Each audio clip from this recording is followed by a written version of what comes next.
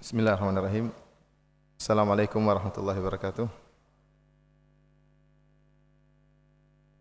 Innal hamdalillah nahmaduhu wa nasta'inuhu wa nastaghfiruhu wa natubu ilaih wa na'udzu billahi min shururi anfusina wa sayyiati a'malina may yahdihillahu fala mudilla lahu wa may yudlil fala hadiyalah wa asyhadu an la ilaha illallah wahdahu la syarika lah wa asyhadu anna Muhammadan abduhu wa rasuluhu la nabiyya ba'dah.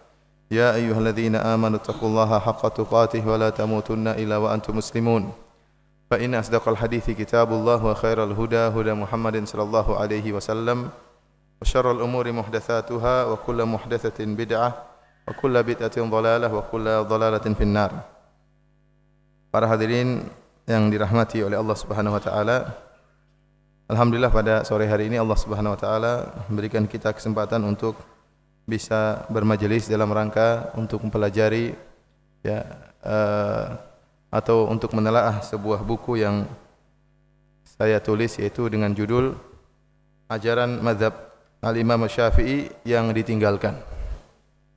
Yang sebenarnya buku ini merupakan untaian dari tulisan-tulisan yang saya tulis di internet kemudian dibukukan, alhamdulillah bisa diterbitkan. Dan pembahasan yang saya masukkan dalam buku ini ada permasalahan fikih dan juga ada permasalahan akidah. Mengingat ajaran Al-Imam Syafi'i rahimahullah yang ditinggalkan bukan cuma masalah fikih, bahkan yang paling penting juga adalah sebagian akidah Al-Imam Syafi'i juga ditinggalkan oleh sebagian orang yang mengaku bermadzhab Syafi'i. Namun sebelum kita membahas tentang poin-poin tersebut, perkara-perkara yang ditinggalkan oleh orang-orang yang mengaku bermadzhab Syafi'i, maka di awal pengajian ini kita akan membahas atau menyinggung tentang biografi Al-Imam Asy-Syafi'i rahimahullahu taala. Para hadirin yang dirahmati oleh Allah Subhanahu wa taala, kita tahu bahwasanya mazhab yang tersebar di penjuru alam semesta, yang terkenal ada 4 mazhab, yaitu yang pertama adalah mazhab Hanafi, yang mazhab paling senior atau mazhab paling tua. Kemudian mazhab Maliki yang dibawa oleh Al-Imam Malik rahimahullahu taala. Kemudian mazhab Al-Imam Syafi'i, dan yang terakhir mazhab Al-Imam Ahmad bin Hanbal. Selain dari 4 mazhab ini, tentu ada mazhab-mazhab yang lain, tetapi tidak tenar sebagaimana 4 mazhab ini. Dan di antara mazhab yang paling tersebar adalah mazhab Al-Imam Syafi'i rahimahullahu taala di penjuru alam semesta ini. Dan Al-Imam Syafi'i rahimahullahu taala beliau adalah seorang imam yang sangat cemerlang dan sangat jenius, akan nampak jelas dari biografi beliau, Sehingga bahkan sebagian orang-orang yang dahulunya bermazhab sampai berpindah mazhab ke mazhab Syafi'i. Sebagian bermazhab Ahlul Ra'yi, mazhabnya di atas mazhab Al-Imam Abu Hanifah, berpindah kepada mazhab Al-Imam Syafi'i. Demikian juga sebagian ulama dari mazhab Maliki, karena kagum dengan Al-Imam Syafi'i, maka berpindah kepada mazhab Al-Imam Syafi'i. Karena beliau memang orang yang sangat cerdas dan diakui kecerdasannya. Al-Imam Syafi'i rahimahullahu taala, beliau dilahirkan pada tahun 150 Hijriah. 150 Hijriah. Beliau dilahirkan di Gaza di Palestina atau di Asqalan. Gaza ternyata merupakan daerah tempat lahirnya Imam Syafi'i rahimahullahu taala pada tahun 150 Hijriah. Dan beliau secara nasab bertemu dengan Nabi sallallahu alaihi wasallam kepada kakek buyut Nabi sallallahu alaihi wasallam, yaitu bertemu pada Abdul Manaf. Jadi dari sini kita tahu bahwasanya Imam Syafi'i adalah seorang Quraisy, seorang dari suku Quraisy. Makanya dikatakan Al-Quraisy. Dan nasab beliau bertemu dengan kakek buyut Nabi sallallahu alaihi wasallam, yaitu Abdul Manaf.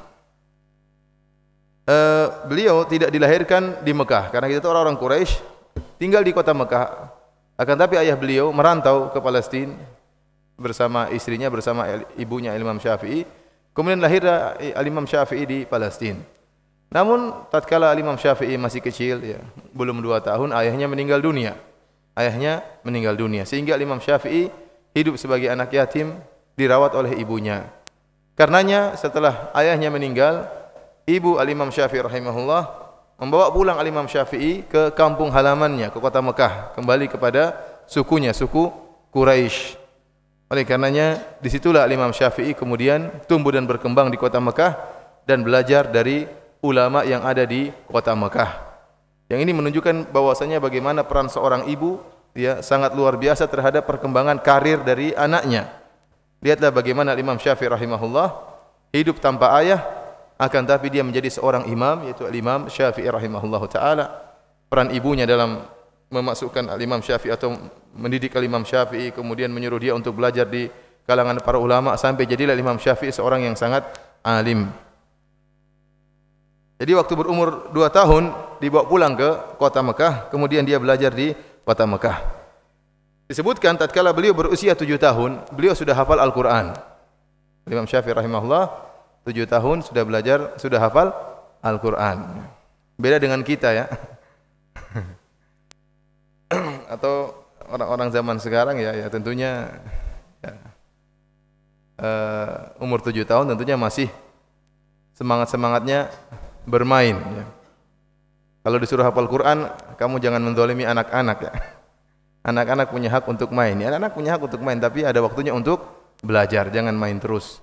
Oleh karenanya Imam Syafi'i umur 7 tahun sudah hafal Al-Quran. Dan beliau dikenal bacaannya sangat merdu. Sampai seorang ulama menyebutkan dalam sejarah Imam Syafi'i, kami kalau ingin menangis mendengar bacaan Al-Quran, maka kami pergi ke Syafi'i, si kecil Syafi'i. Maka kalau Imam Syafi'i sudah mulai baca Al-Quran, yatasaqatun nas, orang-orang pun berjatuhan, menangis mendengar apa? Bacaan Imam Syafi'i, karena suaranya merdu. Dan Imam Syafi'i kalau melihat orang-orang sudah pada menangis dan berjatuhan, beliau berhenti membaca Quran. Menunjukkan bahwasanya bacaan beliau sangat merdu ya. Inilah Imam Syafi'i rahimahullah taala. Kemudian tatkala berumur 13 tahun, ada yang bilang 10 tahun, ada yang mengatakan 13 tahun, beliau sudah menghafal kitab Al-Muwatta karangannya Imam Malik, isinya ribuan hadis. Ya. Ribuan hadis tatkala umur sekitar 13 tahun. Kemudian tatkala beliau berumur 15 tahun, maka beliau sudah diberi izin untuk berfatwa. Jadi sudah jadi mufti, ya. Mufti di mana? Di kota Mekah. Bukan mufti Roja ya, bukan ya. Mufti di kota Mekah. Kotanya para ulama. Al-Imam Syafi'i masih 15 tahun, masih sangat muda, sudah diizinkan untuk berfatwa. Menunjukkan ilmunya sudah sangat luas. Ini agar kita tahu bagaimana cerdasnya Al-Imam Syafi'i rahimahullahu taala. 15 tahun sudah jadi mufti. Luar biasa. Kemudian setelah itu beliau pergi ke kota Madinah belajar sama Imam Malik. Setelah beliau menghafal kitab Al-Muwatta, beliau belajar belasan tahun. Ada yang menyebutkan sekitar 16 tahun Al-Imam Syafi'i menuntut ilmu dari Al-Imam Malik sampai Imam Malik meninggal dunia pada tahun 179 Hijriyah. Setelah itu baru Imam Syafi'i melanjutkan perjalanan dia menuntut ilmu ke Baghdad. Jadi benar-benar menuntut ilmu di kota Madinah, bertemu dengan Imam Malik rahimahullahu taala. Sampai-sampai disebutkan kalau ada tamu-tamu dari luar ingin mengambil hadis dari Imam Malik, maka Imam Malik rahimahullah menyuruh muridnya Imam Syafi'i untuk menyampaikan hadis-hadis tersebut melalui hafalan Imam Syafi'i. Jadi beliau adalah murid yang sangat cemerlang, ya, muridnya Imam Malik rahimahullahu taala. Setelah itu beliau pergi ke Baghdad, ya, belajar ilmu di Baghdad. Sampai di sana beliau bertemu dengan muridnya Al-Imam Abu Hanifah, yaitu Muhammad bin Hasan Asy-Syaibani. Di antara dua murid yang terkenal dari Imam Abu Hanifah adalah Abu Yusuf dan yang satunya lagi Muhammad bin Hasan Asy-Syaibani. Orang yang sangat cerdas. Sebagaimana ma'ruf perkataan Al-Imam Syafi'i, beliau mengatakan, "Ma ra'aitu saminan aqilan qat siwa Muhammad bin Hasan Asy-Syaibani." Aku tidak pernah melihat ada orang yang gemuk, yang bercerdas kecuali siapa? Muhammad bin Hasan Asy-Syaibani. Artinya semua orang gemuk biasanya bodoh ya. Itu gemuk zaman dahulu mungkin ya. Zaman dahulu kenapa mesti gemuk ya? Apa salah? Kenapa dia harus gemuk ya? Gerak terus kok bisa gemuk ya? Kalau orang sampai gemuk di zaman dahulu, ya, berarti pikirannya hanya makanan, ya. Tidak ada kegiatan. Orang seperti ini mana mau memikir hadis, memikir ayat-ayat. Oleh karena Imam Syafi'i mengatakan, "Ma ra'aitu saminan aqilan qat siwa Muhammad bin Hasan Asy-Syaibani." Aku tidak melihat ada orang gemuk pun, satu orang gemuk pun yang cerdas kecuali gurunya. Siapa? Muhammad bin Hasan Asy-Syaibani. Namun bukan berarti yang kurus pasti pintar, ya. Para hadirin yang dirahmati oleh Subhanahu wa taala, demikian akhirnya Imam Syafi'i rahimahullah belajar dengan para ulama di Baghdad, terutama Muhammad bin Hasan Asy-Syaibani rahimahullahu taala. Kemudian beliau pergi ke Mesir, ya. Kemudian beliau pergi ke Mesir dan meneruskan dakwah beliau di Mesir, ya, sampai akhirnya beliau meninggal pada tahun 204 Hijriah. Adapun keistimewaan Imam Syafi'i, yang bawa buku silahkan lihat halaman 14, ya. Keistimewaan Imam Syafi'i rahimahullahu taala. Yang pertama, Imam Syafi'i adalah imam fil lughah. Beliau adalah orang yang merupakan pakar bahasa. Ya, pakar bahasa. Oleh karenanya beliau waktu menyempatkan waktu untuk tinggal bersama kabilah Hudzail, ya. Kabilah Hudzail adalah satu kabilah yang tatkala itu bahasa Arab mereka paling top di zaman itu. Maka Imam Syafi'i rahimahullah tinggal bersama mereka, orang-orang Arab Badui, sehingga beliau menghafalkan syair-syair beliau. Bahkan disebutkan Al-Asma'i, salah seorang imam dari imam bahasa, menyebutkan kalau ada bait-bait syair yang dia ragukan, maka dia bertanya kepada Imam Syafi'i. Karena Imam Syafi'i rahimahullah lebih mengetahui tentang bait-bait atau syair-syair yang terdapat dalam kabilah Hudzail. Oleh karenanya Ibnu Hisham, penulis sirah Nabi, mengatakan Asy-Syafi'i hujjatun fil lughah. Al-Imam Syafi'i adalah hujjah dalam bahasa.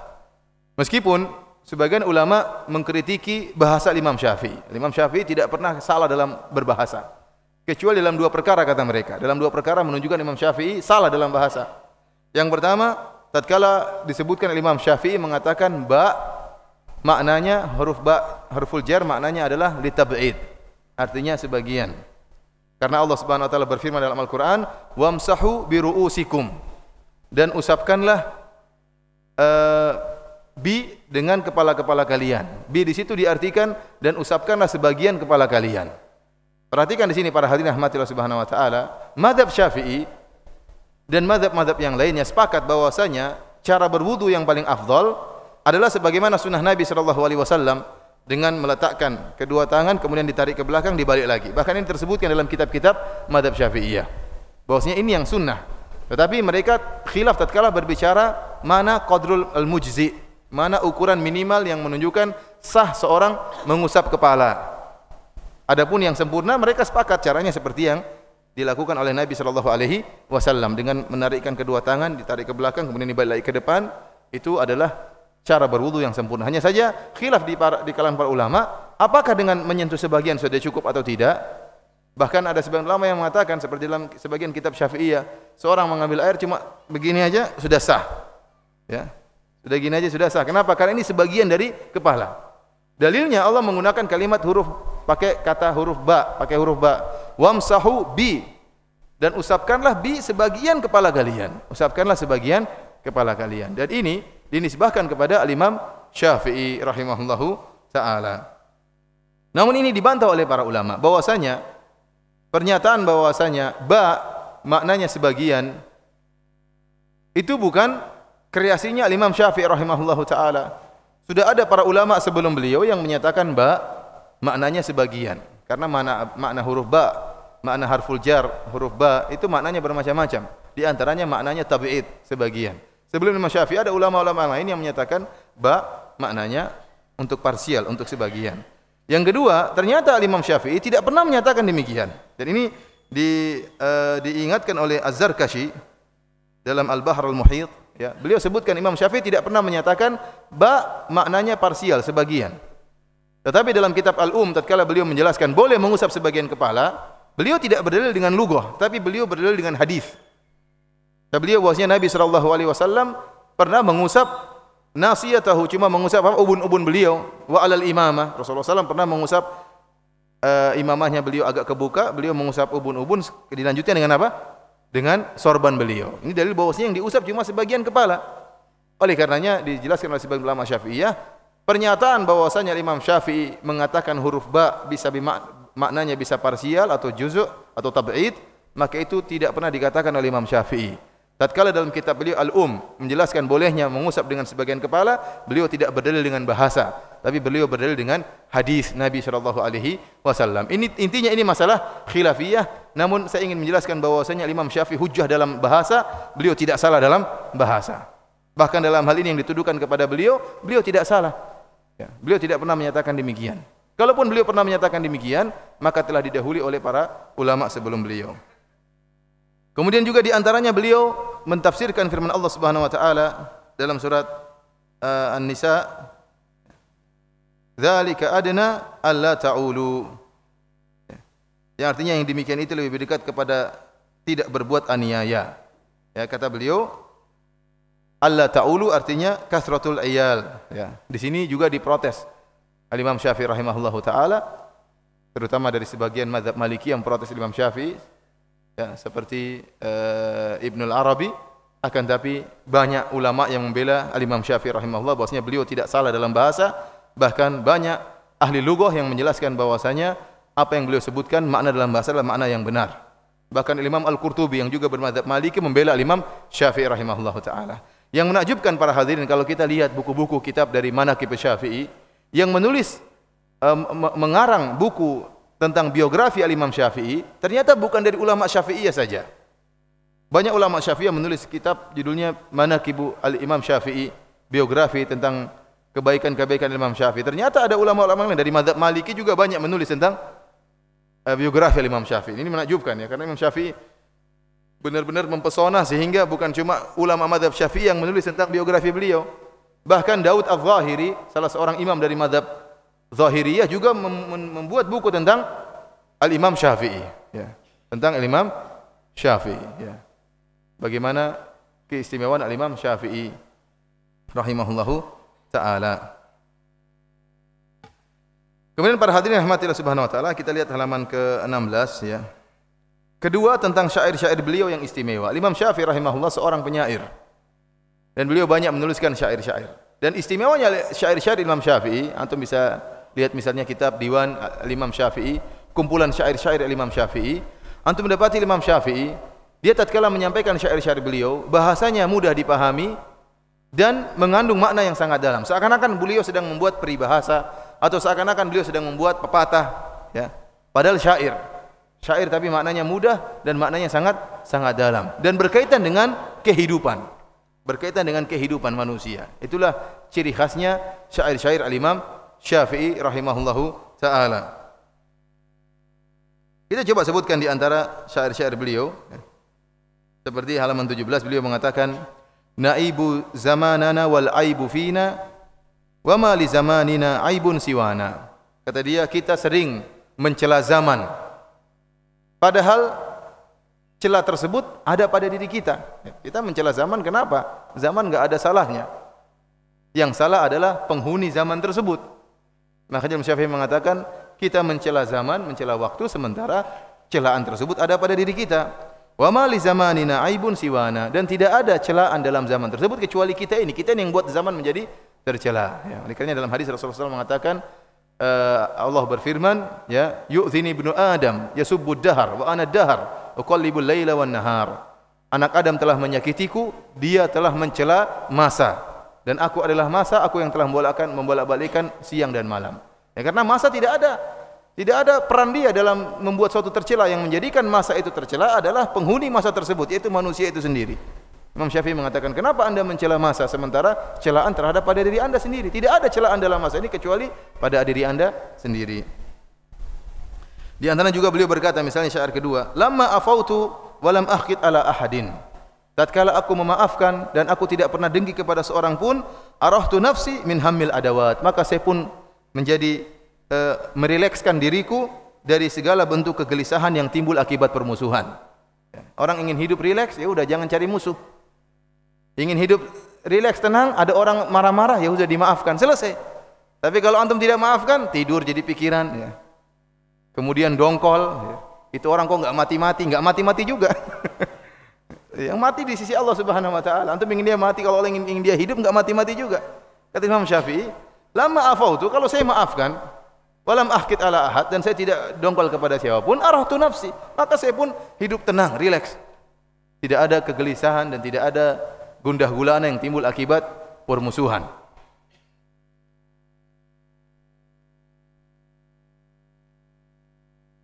Halaman 18 contohnya, beliau mengatakan, "Biqadril kaddi tuktasabul ma'ali, wa man talabal ula sahiral layali."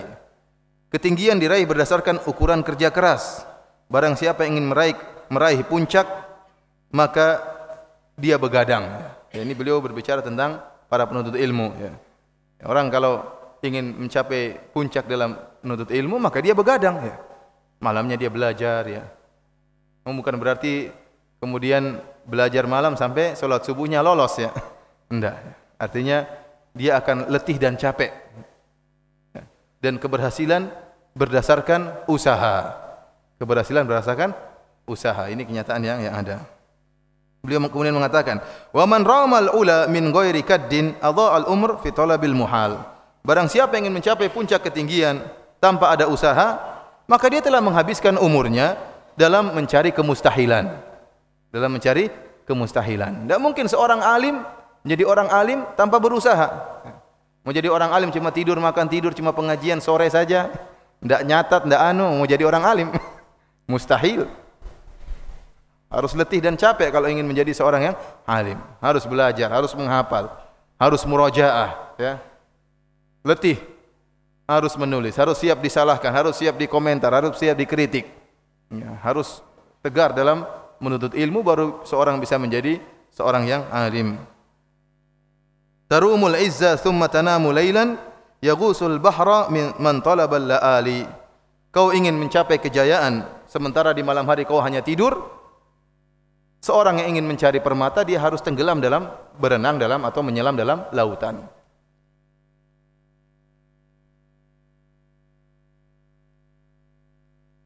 Di antaranya beliau mengatakan, "Usallimu in aradallahu amran fa atruk ma uridu lima yurid." Aku menyerahkan diriku jika Allah menghendaki sesuatu, dan aku serahkan apa yang aku kehendaki kepada apa yang Allah kehendaki. Ya. Artinya kehendakku di bawah kehendak Allah Subhanahu wa taala. Di antaranya beliau mengatakan, "Mihanu zamani katsiratun la tanqadi wa sururuha ya'tika kal a'yadi." Sungguhnya, kata beliau, ujian kehidupan ini sangatlah banyak silih berganti, tidak ada henti-hentinya. Adapun kesenangan datang sesekali saja seperti lebaran. Ini kata Imam Syafi'i. Ini menunjukkan bagaimana kehidupan beliau penuh dengan ujian. Ya, orang semakin beriman, semakin berilmu, semakin diuji oleh Allah Subhanahu wa taala. Sampai terungkap dari Imam Syafi'i, dia mengatakan, "Mihanu zamani katsiratun la tanqadi." Bahwasanya ujian kehidupan ini terus-menerus tidak berhenti. Sururuha wa sururuha ya'tika kal a'yadi. Adapun kesenangan hanya datang sesekali sebagaimana lebaran. Kemudian para hadirin rahmati Allah Subhanahu wa taala, di antara keistimewaan Imam Syafi'i rahimahullah, beliau digelari dengan Nasirul Hadis, Nasirus Sunnah. Beliau adalah orang yang tegar di atas sunnah. Bagaimana tidak, beliau belajar kepada Imam Malik rahimahullah. Belajar belasan tahun. Imam Malik dikenal sebagai orang yang keras terhadap bid'ah dan tegar terhadap sunnah. Ya. Banyak perkataan Imam Malik menunjukkan kebencian beliau terhadap bid'ah.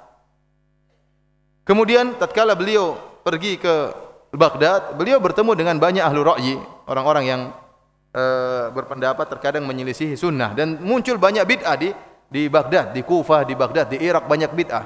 Sehingga beliau dikenal sering berdebat dengan ahlul bid'ah.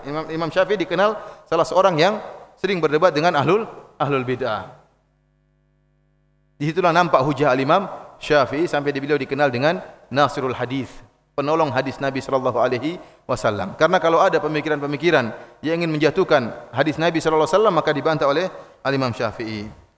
Kemudian di antara keistimewaan beliau memiliki karismatik yang luar biasa. Imam Syafi'i. Imam Syafi'i sangat dicintai oleh murid-muridnya. Dengan kecintaan yang luar biasa murid-murid beliau terhadap Imam Syafi'i rahimahullah. Di antaranya Abu Thawr. Abu Thawr, beliau ini adalah seorang yang belajar kepada Imam Syafi'i dan dia punya mazhab tersendiri. Ada mazhab Abu Thawr. Sebagaimana Imam Ahmad muridnya Imam Syafi'i tapi punya mazhab tersendiri, mazhab Imam Ahmad. Nanti akan kita jelaskan tentang sejarah berdirinya mazhab. Tapi sebelumnya kita sebutkan Abu Thawr adalah seorang yang faqih, ya. Dan beliau pernah ditanya, Abu Thawr, karena Abu Thawr muridnya Imam Syafi'i, dikatanya kepada Abu Thawr, manakah yang lebih faqih? Asy-Syafi'i atau Muhammad bin Hasan? Jadi seorang mengatakan, wahai Abu Thawr, mana yang lebih faqih, yang lebih pintar? Imam Syafi'i atau gurunya? Gurunya Imam Syafi'i Muhammad bin Hasan. Imam Syafi'i berguru kepada Imam Malik dan juga berguru kepada Muhammad bin Hasan muridnya Abu Hanifah. Ditanyalah Abu Thawr, mana yang lebih faqih? Imam Syafi'i atau Muhammad bin Hasan? Maka apa jawaban Abu Thawr? Dia mengatakan Asy-Syafi'i afqahu min Muhammad wa Abi Yusuf wa Abi Hanifah wa Muhammad bin Salamah wa Ibrahim wa Alqamah wal Aswad. Kata Abu Thawr, Syafi'i lebih pintar, lebih faqih daripada gurunya Muhammad bin Hasan, daripada temannya Muhammad bin Hasan Abu Yusuf, lebih faqih daripada gurunya Muhammad bin Hasan Abu Hanifah, lebih faqih daripada gurunya Abu Hanifah. Ini jawabnya emosi kayaknya. Kamu tanya Imam Syafi'i lebih faqih atau Muhammad bin Hasan, dia lebih faqih daripada gurunya, daripada guru-gurunya, daripada guru-guru-gurunya. Lebih faqih Imam Syafi'i. Ini menunjukkan kecintaan yang luar biasa kepada siapa? Al-Imam Syafi'i rahimahullah ta'ala. Di antaranya, ya padahal Abu Thawr dahulunya pengikut mazhab Ahlul Ra'yi, pengikut dari mazhab dari murid-muridnya Abu Hanifah rahimahullah. Akan tapi tatkala mengenal Imam Syafi'i, maka dia berubah haluan. Bahkan mencintai Imam Syafi'i lebih, bahkan mengunggulkan Imam Syafi'i daripada guru-gurunya yang terdahulu, bahkan dari nenek gurunya dahulu, ya, dari kakek-kakek guru terdahulu. Demikian juga Imam Ahmad rahimahullah ta'ala. Imam Ahmad berkata, sittatun ad'u lahum sahran ahaduhum asy-Syafi'i. 6 orang yang aku mendoakan mereka di waktu sahur. Di antaranya Imam Syafi'i. Bayangkan, 6 orang yang dikhususkan didoakan oleh Imam Ahmad rahimahullah ta'ala. Ya, bukan didoakan sama ustaz, didoakan sama siapa? Imam Ahmad rahimahullahu taala. 6 orang tersebut mungkin bapak ibunya di antaranya 2 kan, tinggal 4. Satunya Imam Syafi'i rahimahullahu taala. Bahkan Imam Ahmad sering mendoakan Imam Syafi'i. Sampai-sampai anaknya bertanya, "Ya abati, ayya rajulin kana Syafi'iyyu? Fa inni sami'tuka tukthiru min ad-du'a lahu." Wahai ayahku, siapa itu Syafi'i? Saya dengar kau sering sekali mendoakan dia.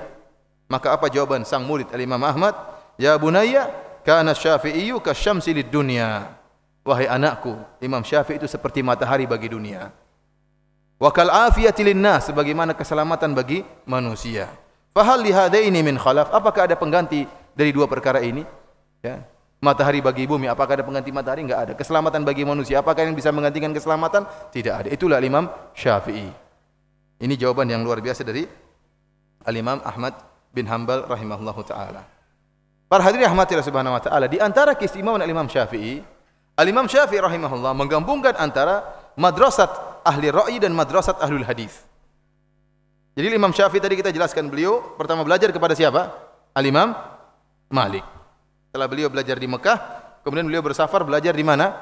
Di kota Madinah. Dan di kota Madinah tatkala di zaman itu dikenal dengan 2 madrasah. Madrasatu Ahlul Hadis yang ada di kota Madinah dan Madrasatu Ahli Ra'yi yang ada di kota Baghdad atau di Irak.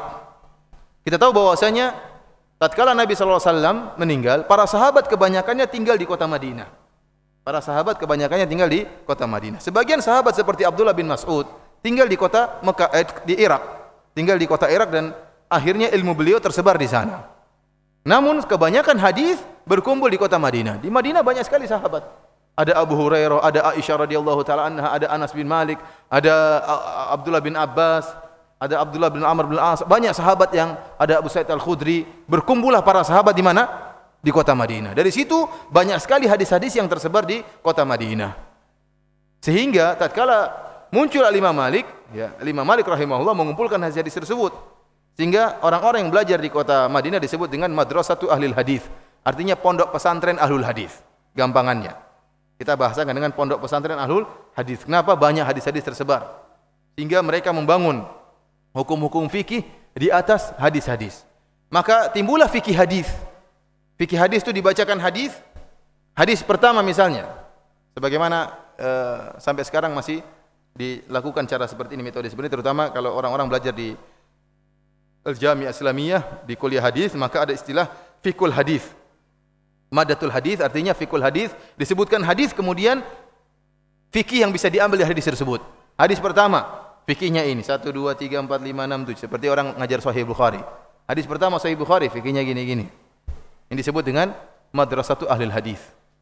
Di sana ada madrasah yang kedua, madrasah ahli ra'yi. Tatkala Ibnu Mas'ud tinggal di Irak, kita tahu Ibnu Mas'ud seorang yang alim.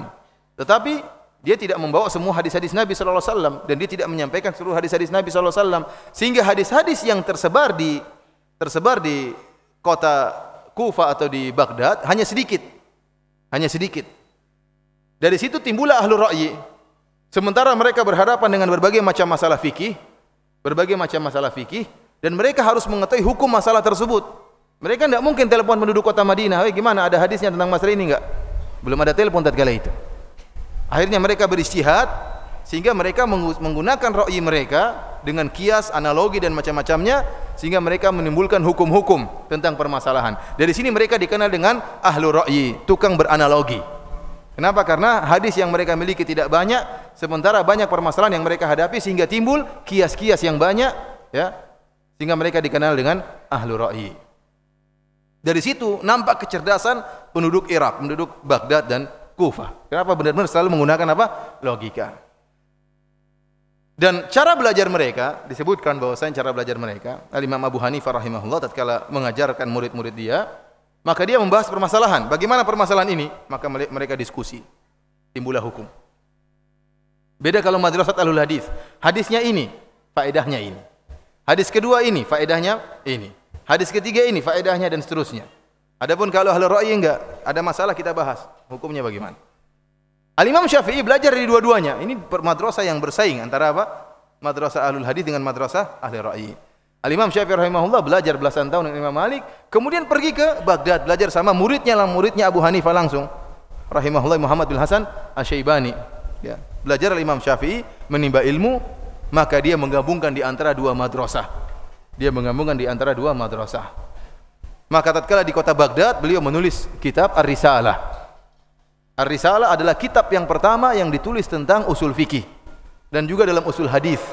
Jadi kitab yang pertama ditulis tentang usul fikih dan usul hadis adalah kitab Ar-Risalahnya Al-Imam Syafi'i rahimahullah. Kenapa? Beliau pakar hadis dan beliau juga memiliki metode berfikir sebagaimana ahlu ra'yi.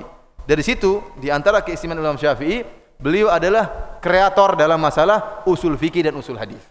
Yang sebelumnya tidak ada buku seperti itu. Dan ini keistimewaan Imam Syafi'i. Sekarang orang banyak nulis, orang bisa nulis usul fikih, tapi siapa pertama kali pencetusnya yang bisa merangkum pemikiran sehingga menjadi metode berfikir yang buat pertama kali siapa? Al-Imam Syafi'i rahimahullahu taala. Kemudian beliau juga menulis kitab Al-Um. Kitab Al-Um adalah kitab fikih. Kitab fikih yang pertama kali disusun berdasarkan bab-bab fikih. Bab ini, kemudian dalilnya ini, bab ini, dalilnya ini, kemudian bahasan masalah fikih. Pembahasan hukumnya begini, dalilnya ini. Ini yang pertama kali bikin Imam Syafi'i rahimahullahu taala.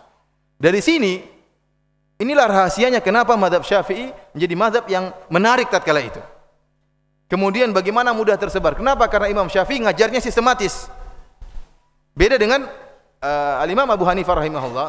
Kebanyakan ajaran beliau adalah dengan pembahasan masalah. Ada masalah gini, ada masalah ini, masalah furu'.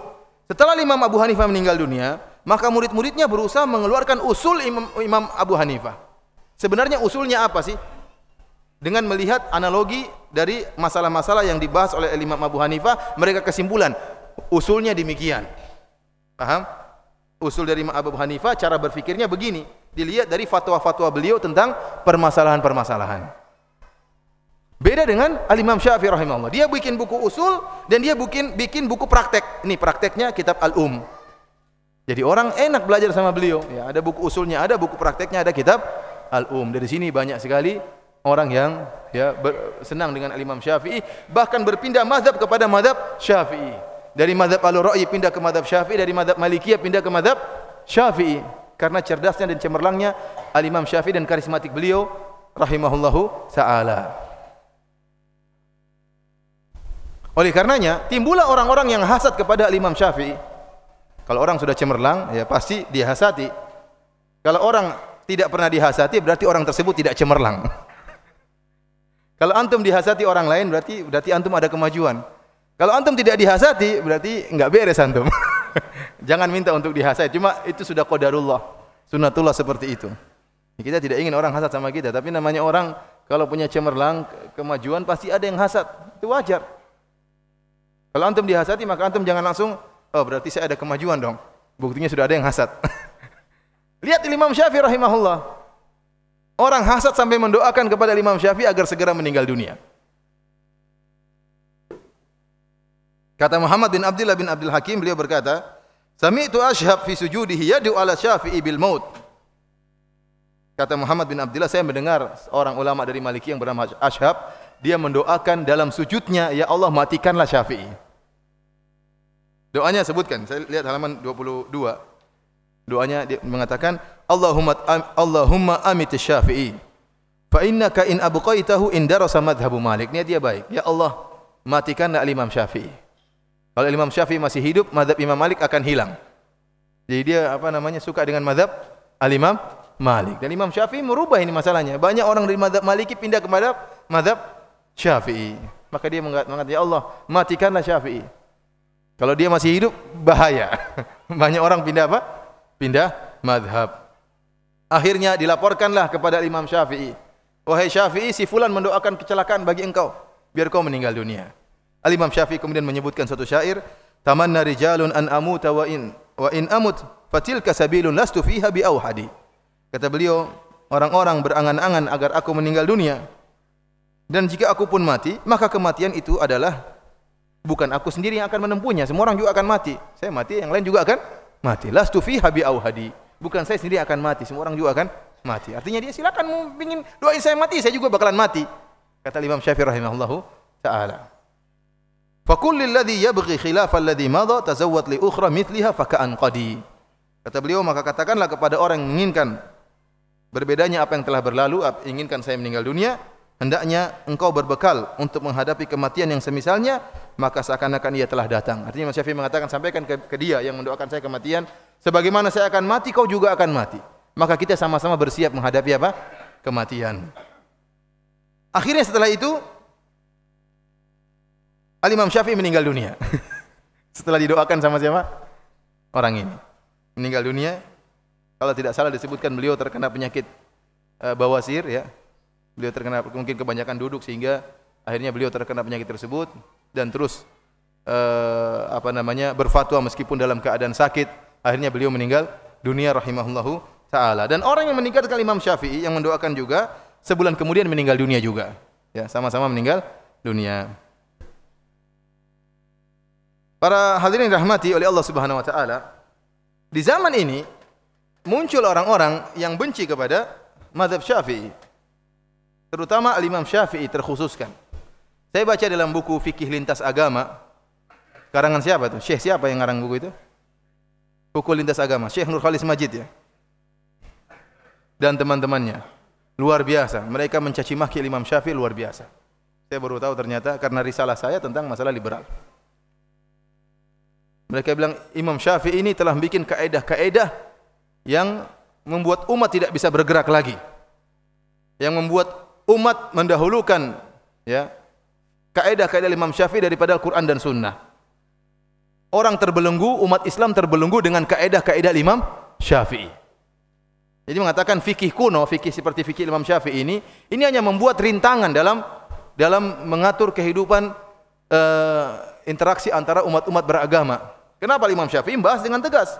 Masalah misalnya hukum had, masalah kafir zimmi, masalah-masalah misalnya yang tidak disukai oleh orang-orang liberal. Larangan misalnya menikah antara seorang wanita muslimah dengan lelaki muslim. Ini kan dibahas oleh Imam Syafi'i.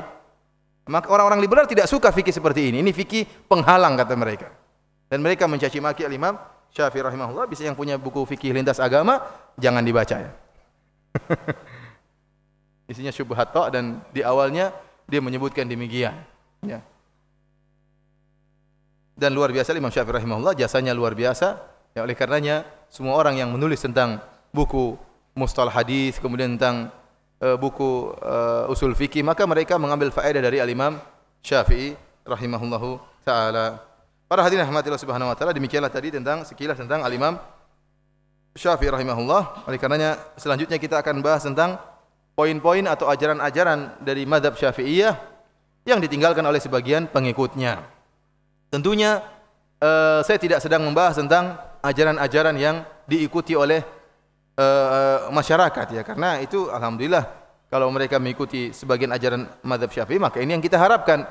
Akan tapi yang kita sampaikan adalah kritikan kepada ajaran-ajaran yang ditinggalkan oleh sebagian pengikut mazhab Syafi'i yang mengaku-ngaku mazhab Syafi'i meninggalkan ajaran tersebut, bahkan terkadang mengejek atau menghina orang-orang yang menjalankan ajarannya Imam Syafi'i rahimahullah. Tentunya karena ketidaktahuan. Baik dalam masalah fikih maupun dalam masalah akidah. Di antara pembahasan yang pertama yang kita bahas adalah masalah memanjangkan jenggot. Masalah memanjangkan apa? Jenggot.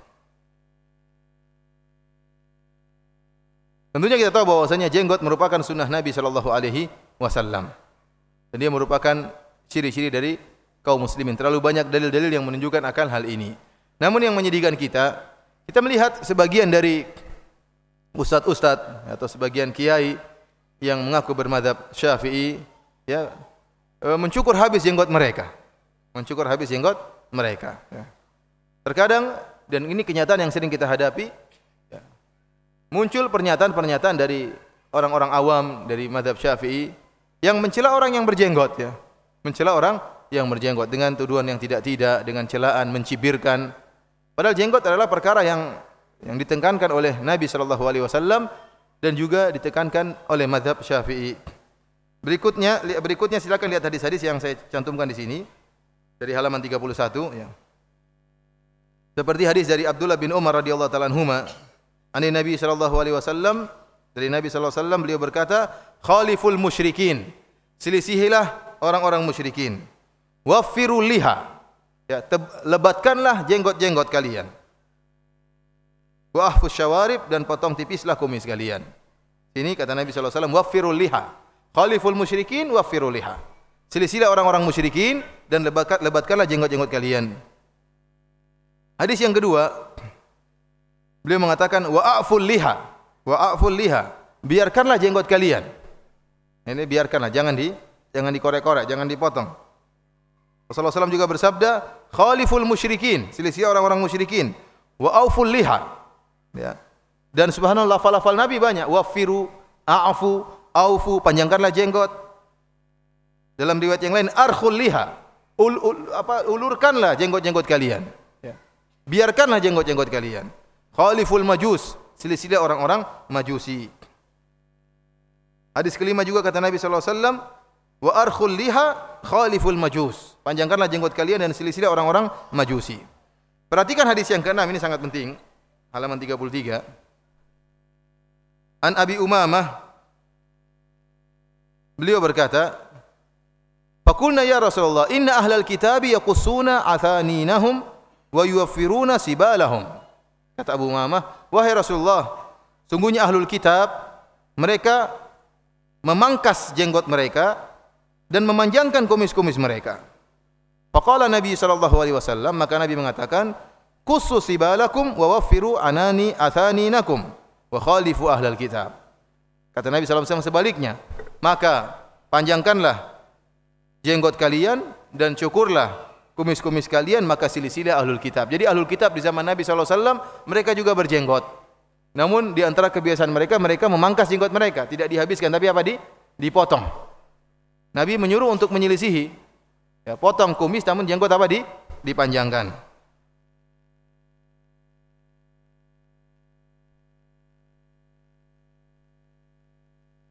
Para hadirin yang dirahmati Allah Subhanahu wa taala, kalau kita perhatikan hadis-hadis tersebut, kita dapati bahwasanya hadis-hadis tersebut semuanya datang dalam bentuk perintah, memerintahkan untuk memanjangkan jenggot. Dan hukum asal dalam usul fikih bahwasanya al-asl fil amr lil wujub.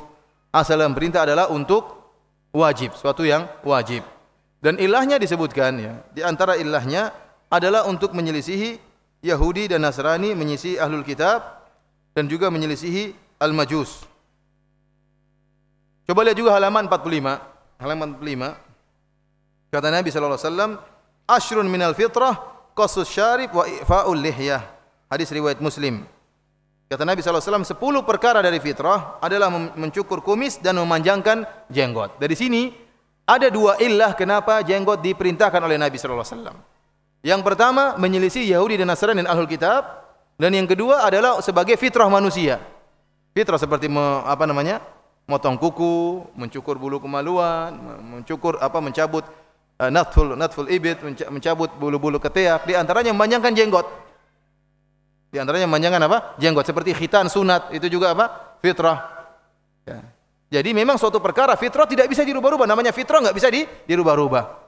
Artinya apa? Seandainya orang Yahudi, orang Nasrani, orang Majusi semuanya berjenggot, tetap aja antum berjenggot. Paham? Namun kenyataannya mereka mencukur jenggot mereka. Sekarang timbul syubhat, sebagian orang mengatakan, ya Ustaz, Rasulullah SAW menyuruh memanjangkan jenggot di zaman tersebut, tatkala orang-orang musyrikin tidak berjenggot. Sekarang orang-orang musyrikin juga berjenggot. Oleh karenanya illah tersebut, ya, sebab diperintahkan berjenggot sudah hilang. Ini adalah kedustaan. Jawabannya ini merupakan kedustaan. Yang pertama kita katakan, di zaman Nabi SAW ada beberapa model orang musyrikin. Ada musyrikin Arab seperti Abu Jahal, Abu Lahab dan teman-temannya. Mereka berjenggot. Kebiasaan orang Arab mereka berjenggot. Ada orang-orang Yahudi dan Nasrani yang kebiasaan mereka memangkas jenggot mereka. Ada orang-orang Majusi yang kebiasaan mereka mencukur habis jenggot mereka. Jadi ada 3 orang musyrikin. Yang menyamai kaum muslimin adalah orang-orang musyrikin Arab. Mereka juga berjenggot. Abu Jahal, Abu Lahab juga mereka berjenggot. Namun Rasulullah menilik kepada 2 kelompok yang lain, Majusi dan Majusi dan Yahudi. Ya kalau orang-orang musyrikin Arab sesuai dengan kaum muslimin berjenggot, ya sudah, enggak jadi masalah. Oleh karenanya di sini para sahabat tidak protes. Orang-orang musyrikin mereka cukur jenggot mereka. Kenapa? Karena mereka berjenggot seperti kaum muslimin. Yang jadi perhatian para sahabat adalah Yahudi Nasrani yang memangkas jenggot mereka dan orang Majusi yang mencukur habis jenggot mereka. Maka Nabi mengatakan khaliful musyrikin, khaliful majus, selisih orang-orang musyrikin dan selisih orang-orang Majusi. Karena jenggot mereka ada yang dipangkas dan ada jenggot mereka yang dicukur habis. Maka kaum muslimin harus menyelisih 2 mereka ini. Caranya tidak ada cara lain kecuali dipanjangkan. Kalau hanya ditumbuhkan sedikit menyelisih Majusi, namun menyamai orang-orang Ahlul Kitab. Karena Ahlul Kitab juga berjenggot, cuma dipangkas. Ini yang pertama kita katakan bahwasanya, meskipun semua penduduk dunia, penduduk musyrikin, kemudian Majusi, mereka berjenggot, tetap saja jenggot adalah fitrah. Tetap jenggot adalah fitrah. Asyrun minal fitrah, 10 perkara fitrah di antaranya i'fa'ul lihyah, memanjangkan jenggot. Dan namanya fitrah tidak dirubah-rubah, tidak dirubah-rubah. Tetap aja hukumnya demikian. Kemudian yang kedua, siapa bilang bahwasanya orang-orang musyrikin mereka jenggotan? Sampai sekarang, jenggot tetap merupakan ciri khas kaum muslimin. Sampai sekarang. Sampai sekarang. Di mana-mana orang jenggotan ini orang belajar agama. Nampak orang belajar agama. Memang meskipun dirusak sum'ahnya atau dirusak image-nya sehingga orang membayangkan namanya jenggotan tukang bom ya. Ini kenyataan yang menyedihkan. Sehingga semua yang berjenggot dianggap tukang bom. Dan kalau kita misalnya masuk di mall ya, jadi perhatian orang. Ini bomnya taruh di mana kira-kira? Demikian juga yang bercadar. Ya memang ada penjahat bercadar ada. Ya, kita tidak pungkiri. Sampai pernah kasus di Jogja, cadaran mencuri. Ya, itu bukan akidah kita. Salafiyin, orang Ahlussunnah wal Jamaah tidak demikian. Itu orang akidah orang yang berbaiat. Punya baiat sama imamnya, di luar orang yang berbaiat dengan imamnya dianggap hartanya halal. Maka dia pun masuk dalam supermarket, kemudian dia nyolong. Ya, akhirnya kasihan kan? Yang semua bercadar tertuduh pencuri. Padahal cuma 1 orang bercadar yang mencuri. Saya sama keluarga, sama istri, ya, pergi masuk mal, maka istri sama teman perempuannya bawa anak-anak terus pergi. Kemudian diperiksa dengan ketat. Cadaran ya, khawatir istrinya teroris. Sudah ini istrinya dua-dua dibawa lagi, padahal bukan, itu temannya istri. Diperiksa sampai ada yang nyeletuk. Pak, kalau kita ngebom ngapain bawa anak-anak, Pak? Kita ngebom, anak-anak tinggal di rumah baru ngebom. Ini bawa anak-anak masih diperiksa. Ya, itu kita tidak bisa salahkan satpam. Ya, karena memang kejadian, apalagi pas lagi panas-panasnya bom. Dia wajar, dia berburuk sangka, wajar. Oleh karena kita berusaha kita berubah image masyarakat bahwasanya bahwasanya orang berjenggot juga senyum-senyum, lemah lembut ya, bukan bermuka sangar, tidak menyapa orang sekitar. Itu enggak benar ya. Semakin berjenggot semakin sangar, semakin tidak menyapa, semakin angkuh. Kayaknya seluruh di samping dia semua neraka jahanam ya. Ini enggak benar. Nah seperti itu. Justru kita ingin mendakwahi mereka, lembut kepada mereka, salami mereka. Ketemu orang awam, assalamualaikum warahmatullahi wabarakatuh, tebarkan salam kepada orang yang kenal maupun yang tidak kita kenal. Ya, sunnah Nabi SAW kita hidupkan. Makanya saya ya wajar aja waktu diperiksa ya saya ngerti aja. Ya, bagaimana lagi? Memang sudah timbul isu seperti itu bahwasanya yang tukang bom itu jenggotan, istrinya bercadar. Padahal sekarang orang kalau ngebom juga terkadang tidak pakai jenggot ya. Jenggotnya disimpan dulu baru kemudian apa? Dia ngebom. Karena saya dulu pernah belajar sama orang seperti ini. Kadang dia cukur jenggot habis, kadang dia berjenggot, tergantung situasi dan kondisi.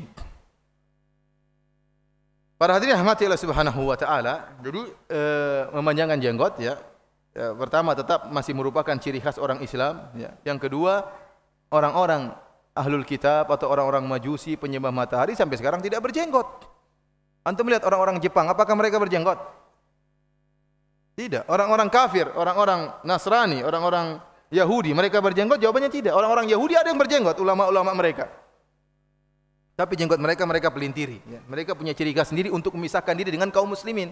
Mereka juga ingin punya sunnah yang berpisah daripada ahlu sunnah wal jamaah. Sehingga mereka melintiri apa? Jenggot mereka. Namun itu segelintir kecil. Segelintir kecil. Kebanyakan orang, jenggot masih tetap merupakan apa? Ciri khas kaum muslimin. Dan ini merupakan fitrah tadi saya sebutkan. Bahkan para anbiya mereka berjenggot. Para anbiya seluruh nabi berjenggot. Termasuk Nabi Isa alaihissalam. Nabi Isa alaihissalam yang dituhankan oleh sebagian kaum dituhankan oleh Nasrani, dia juga berjenggot. Nabi Musa, Nabi Harun dalam Al-Qur'an, Nabi Harun mengatakan kepada Nabi Musa, "La ta'khudh bi lihyati wala bi ra'si." Ketika Nabi Musa marah, maka Nabi Musa memegang kepala Nabi Harun, satu tangannya pegang kepalanya, satu tangannya pegang jenggotnya. Dipegang kepalanya oleh siapa? Nabi Musa alaihissalam. Nabi Harun mengatakan, "La ta'khudh bi lihyati wala bi ra'si." Karena marah begini ya. Artinya apa? Dia berjenggot. Disebutkan wala bi lihyati. Jangan kau pegang jenggot saya. Oleh karenanya para hadirin rahmatillah subhanahu wa ta'ala, orang-orang Nasrani yang mencela kaum muslimin berjenggot, apakah mereka lupa bahwasanya Tuhan mereka juga apa? Berjenggot. Ini cerita lama tatkala saya di Irian, kemudian ada sebagian orang-orang Nasrani yang mencela kaum muslimin ya. Waktu itu pas guru saya pas dicela, "Pak, Bapak kok berjenggot? Seperti kambing aja, Pak." Maka guru saya mengatakan, "Tuh, Tuhanmu juga berjenggot." Ya, sama kan? Ya, sama ya. Ya, artinya tidak perlu menghina karena semua anbiya kalau dia mengatakan yang berjenggot kambing, maka banyak yang berjenggot para anbiya. Dan nabi-nabi Bani Israel semuanya nabi-nabinya orang Nasrani. Mereka juga berjenggot. Kemudian ada lagi yang mengatakan yang konyol, mengatakan kalau jenggot wajib maka banyak orang yang berdosa. Ini ada sebagian ustadz yang mengatakan demikian. Saya baca dalam tulisan mereka. Kenapa? Kalau orang diwajibkan berjenggot maka banyak yang berdosa. Banyak orang yang tidak bisa tumbuh jenggot, terutama orang-orang Asia. Ya akhi, ya kalau tidak bisa jenggot jangan dipaksakan. Cuman tidak bisa jadi wajib. Kalau tidak bisa dia tumbuh, kemudian Rasulullah tidak mengatakan harus ada jenggot. Tidak, Rasulullah bilang biarkan jenggot. Kalau jenggotnya nggak mau keluar ya sudah, jangan dipaksa.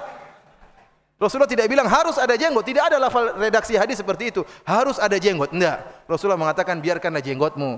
Ya kalau jenggotnya nggak mau keluar ya mau salahkan siapa? Ya. Dia bilang kalau ini wajib jenggot hukumnya wajib, terlalu banyak yang berdosa. Ya ini ngaco seperti ini. Akhirnya jenggot tidak wajib supaya tidak banyak yang berdosa. Lah ini salah seperti ini. Sama seperti kalau haji saja, man istata ilaihi sabila, lillahi walillahi ala nasi hajjul baiti man istata ilaihi sabila. Wajib haji wajib bagi orang yang mampu, apalagi sekedar jenggot. Sekarang kita akan sebutkan tentang bagaimana pernyataan ulama Syafi'iyah tentang jenggot. Sebelumnya kita sebutkan tentang perkataan ulama secara umum. Lihat halaman 35. Halaman 35.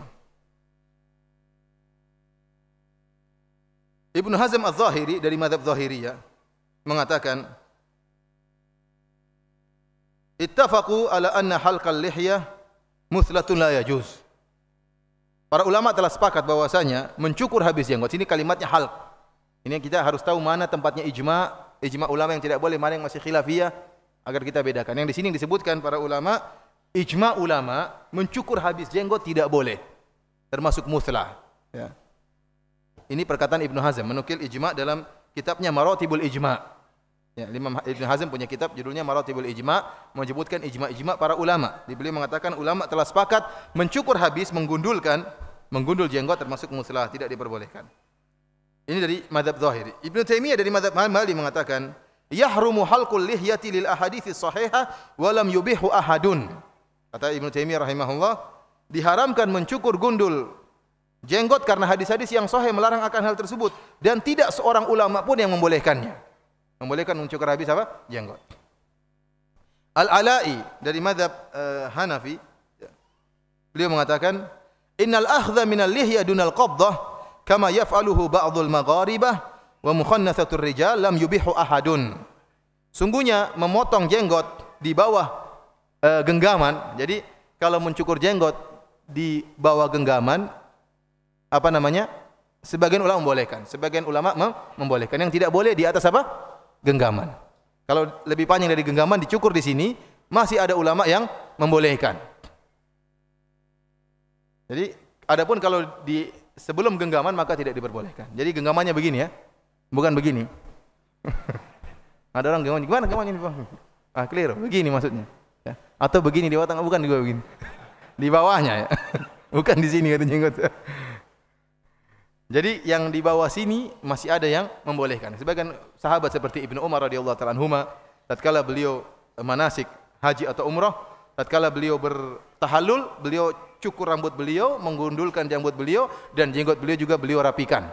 Ini dalil bahwasanya sebagian ulama membolehkan. Ya, dan ini ma'ruf perkataan Syekh Albani rahimahullah dan sebagian sahabat berbuat demikian. Namun dibantah oleh sebagian ulama yang lain yang menyatakan bahwasanya itu adalah ijtihad dari Ibnu Umar. Oleh karenanya jenggot Nabi dikenal panjang, jenggot bapaknya Umar bin Khattab juga dikenal apa? Panjang. Dan terbukti Ibnu Umar memotong jenggotnya tatkala manasik saja.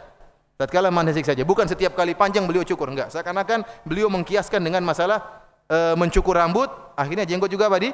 Dirapikan. Ini menunjukkan ijtihad beliau. Intinya kalau di bawah ini masalah khilafiyah, tidak bisa kita ingkari karena ini masalah apa? Khilafiyah. Namun kalau di bawah ini tidak boleh. Lihat perkataan Al-Ala'i, "Innal akhdha minal lahyi dunal qabdah."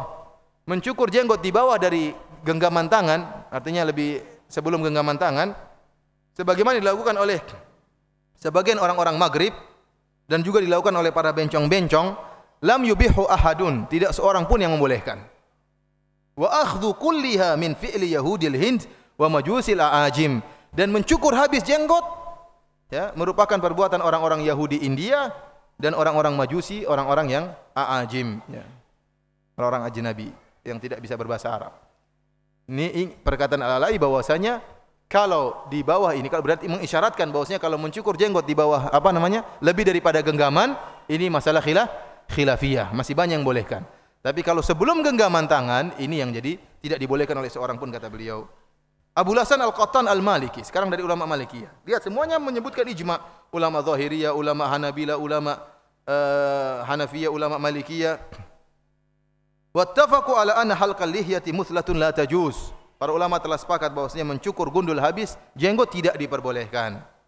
Sekarang kita sudah lewat penukilan dari mazhab Syafi'i, mazhab Maliki, mazhab Hambali, mazhab Hanafi dan mazhab Zahiri. Sekarang kita akan sebutkan perkataan ulama Syafi'iyah.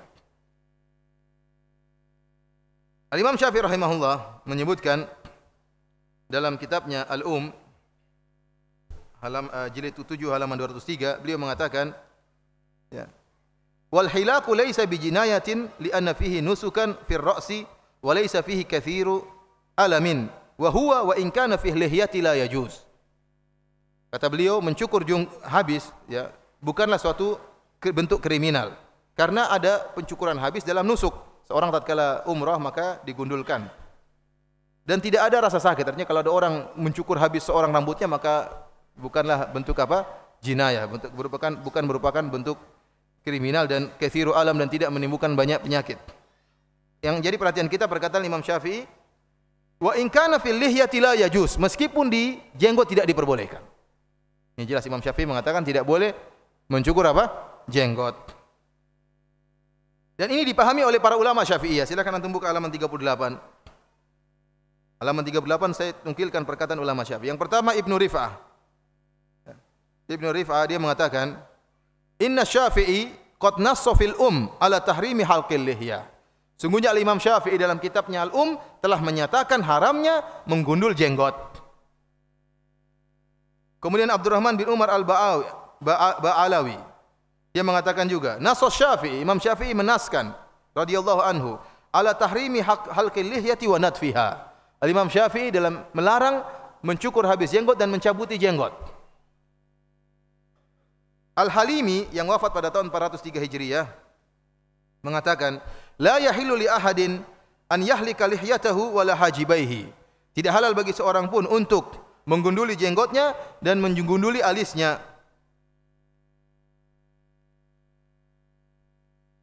Dia mengatakan, kenapa? Fa inna bi khilafi halqil lihya.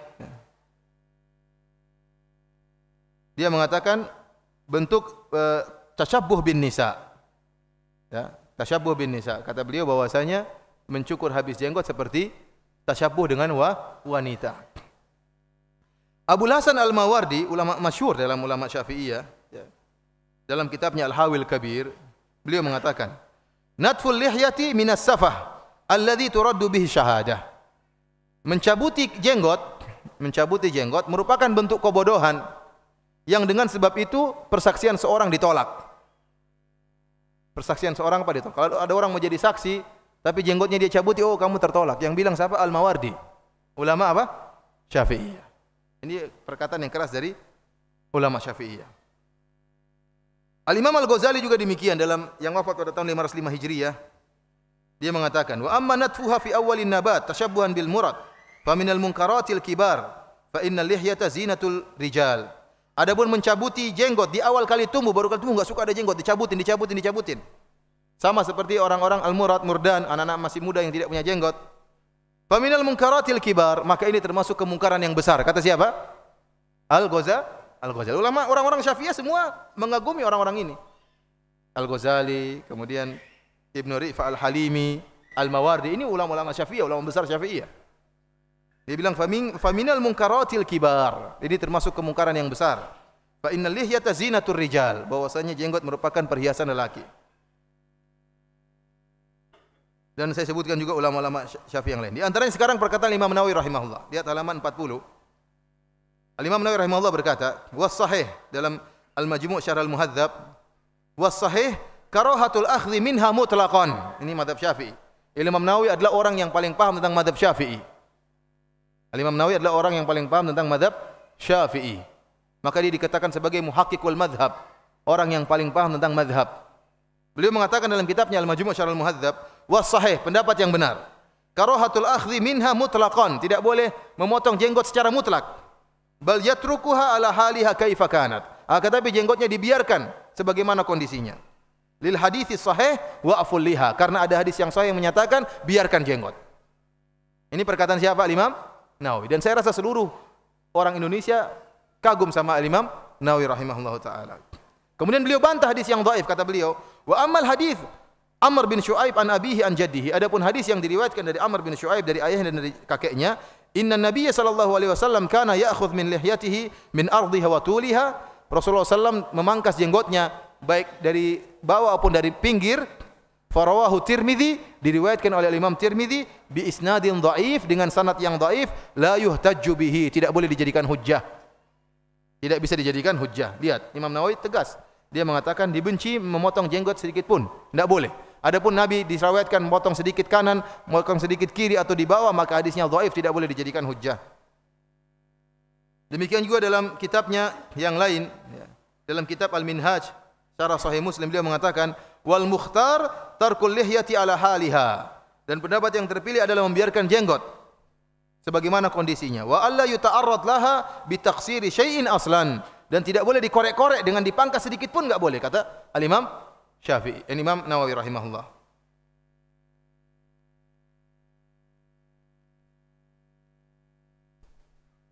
Perhatikan halaman 43. Bahwasanya Al-Imam Al-Ghazali menyebutkan bagaimana para ulama dahulu mereka berangan-angan punya jenggot.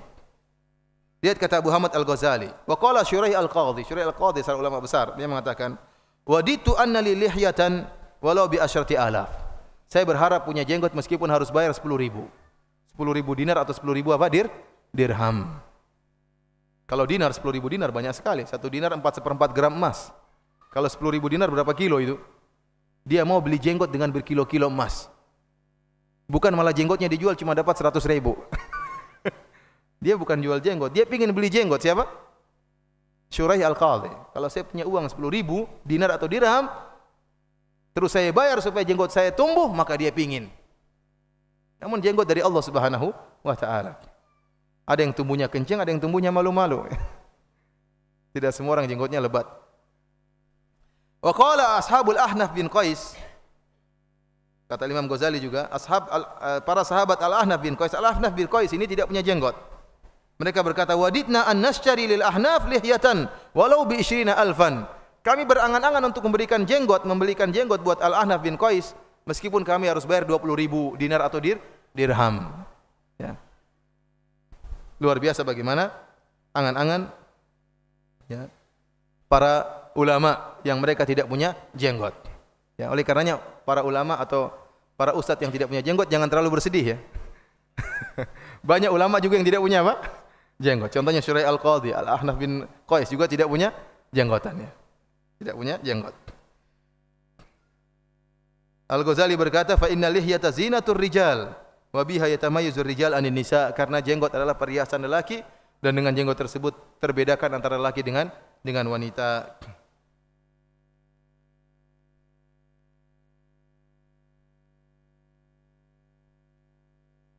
Para hadirin rahmati Allah Subhanahu wa taala.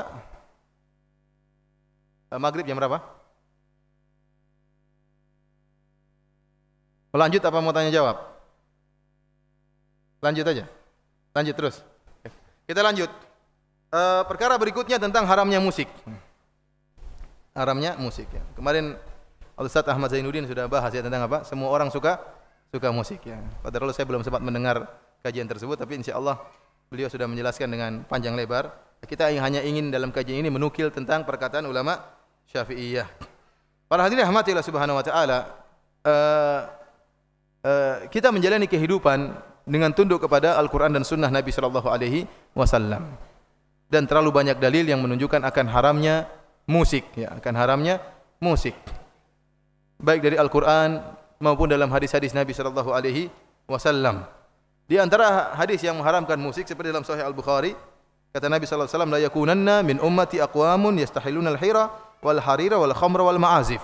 Sungguh akan ada dari umatku kaum yang mereka menghalalkan al-hira, menghalalkan zina, wal harira dan menghalalkan sutra bagi lelaki, wal khamra dan menghalalkan bir, wal ma'azif dan menghalalkan alat-alat musik. Ini 4 perkara yang disebut oleh Nabi akan ada umat dari kaum dari umat Nabi sallallahu alaihi wasallam yang menghalalkan 4 perkara ini. Zina, kemudian kain sutra bagi lelaki, kemudian khamr dan alat-alat musik. Ini menunjukkan semuanya perkaranya haram. Sebagaimana zina haram, sebagaimana khamr haram, sebagaimana pakaian sutra bagi lelaki haram, demikian juga alat-alat musik. Dan sabda Nabi akan ada yang menghalalkannya menunjukkan dia hukumnya haram. Namun akan ada yang menghalalkannya. Dan hadis ini disahihkan oleh banyak ulama. Hadis ini disahihkan oleh banyak ulama. Ya. Sebagian orang ingin mengatakan musik halal berdalil dengan perkataan Ibnu Hazm. Ibnu Hazm ulama besar dan dia juga ahli hadis. Dan dia mendhaifkan hadis dalam Sahih Bukhari ini. Namun ini kesalahan dari beliau. Beliau menyelisih para ahli hadis yang lain. Ini disebut dengan oleh para ulama disebut dengan zallah, kesalahan para ulama. Oleh karenanya yang menukil ijma' tentang haramnya musik dari 4 mazhab dan mazhab yang lain semua mengatakan musik itu ijma' diharamkan.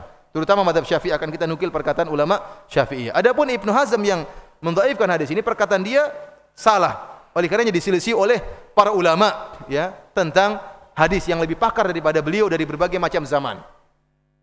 Di antaranya yang mensahihkan hadis ini adalah Imam Al-Bukhari. Al-Imam Al-Bukhari mensahihkan hadis ini, makanya dimasukkan dalam kitabnya Sahih Al-Bukhari. Dan siapa ragu dengan Al-Imam Al-Bukhari, Amirul Mukminin fil hadis, ya, pimpinan para ahli hadis yang hafalannya sangat luar biasa, diakui keilmuan beliau. Kemudian demikian juga Al-Imam Abu Bakar Al-Ismaili, Ibnu Hibban, saya sebutkan para ulama yang mensahihkan hadis ini. Terutama ulama Syafi'iyah yang mensahihkan hadis ini. Karena kita sedang berbicara tentang orang-orang yang mengaku bermadzhab Syafi'i.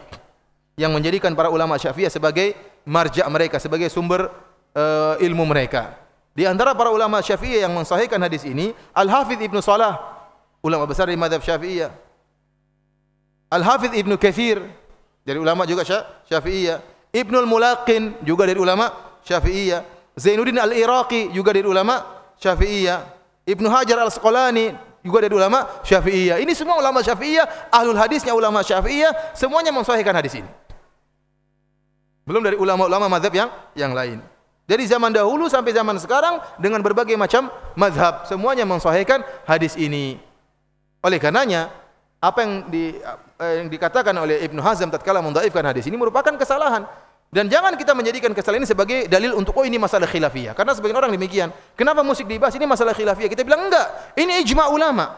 Ibnu Hazm salah. Tidak ada yang mendukung dia. Ibnu Hazm salah. Dan kesalahan ulama tidak boleh dikatakan sebagai dalil untuk membolehkan. Kalau kita caranya demikian, maka terlalu banyak perkara yang kita halalkan. Contohnya seperti mut'ah. Mut'ah ada saja ulama Ahlussunnah yang bolehkan. Ada. Ini satu mut'ah. Ada saja ulama. Tapi kita bilang tidak bisa. Ini kesalahan dia. Ulama semua ijma' hukumnya haram. Contohnya lagi berhubungan dengan istri lewat dubur. Ada saja ulama yang bolehkan. Nah, kalau mungkin bilang ada ulama yang bolehkan semua jadi halal, ya kita bilang nggak bisa seperti itu. Ini juga haram. Contohnya minum bir kalau birnya bukan dari anggur. Ini mazhab Hanafiyah, dari mazhab sebagian ulama Hanafiyah. Yang jadi haram katanya kalau birnya dari anggur. Tapi kalau dari selain anggur, dari korma, dari singkong, nggak apa-apa birnya. Meskipun teler, nggak apa-apa. Ya kita bilang ini memang ada pendapat ulama demikian. Namun ini perkataan yang keliru. Maka diingkari oleh para ulama. Oleh karena tidak semua masalah khilaf kemudian kita mengatakan khilafiyah. Kapan masalah khilaf kita toleransi? Tatkala khilafnya kuat.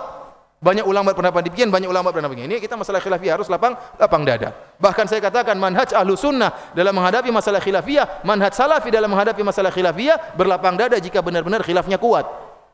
Bukan kemudian mencaci maki satunya, merendahkan satunya, menyesatkan satunya. Orang yang seperti ini bukan bermanhaj Salafi dalam hal ini. Bukan bermanhaj Ahlussunnah. Ahlussunnah punya manhaj, di antara manhajnya manhaj dalam menghadapi masalah khilafiyah yang kuat.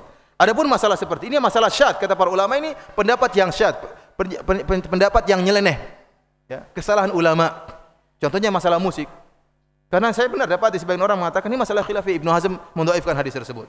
Akhirnya ya musik ada ulama yang bolehkan. Kita bilang siapa ulama yang bolehkan? Seluruh 4 mazhab mengharamkan. Dia mencari-cari pendapat ulama yang keliru. Kalau begitu caranya, terlalu banyak yang kita bolehkan nanti. Seperti saya katakan tadi, mut'ah, berhubungan istri lewat dubur, minum khamar. Yang penting bukan dari anggur, bir bintang boleh, bir anu boleh, bir bulan, bir matahari, semuanya boleh. Seperti ini. Oleh karenanya tidak bisa dijadikan dalil seperti ini. Kita lihat perkataan Imam Syafi'i rahimahullah. Perkataan Imam Syafi'i tegas dalam masalah musik. Saya nukilkan banyak perkataan ini, di antaranya lihat halaman 57. Beliau mengatakan rahimahullah dalam kitab jilid 6 halaman 147. Beliau berkata, "Fa kullu ma lahu thamanun hakadha yuqta'u fihi idza balagha qimatuhu rubu'a dinar." Kata Imam Syafi'i rahimahullah, seluruh perkara yang dicuri kalau punya harga dan harganya telah mencapai 1/4 dinar, maka seorang dipotong tangannya. Jadi tidak semua barang dicuri kemudian dipotong tangan. Ya. Harus mencapai 1/4 apa? Dinar. 1/4 dinar ya kira-kira 1 gram lebih sedikit emas, 1 gram lebih dikit. 1 gram emas sekarang berapa kira-kira? Berapa sekarang rupiah? 1 gram emas.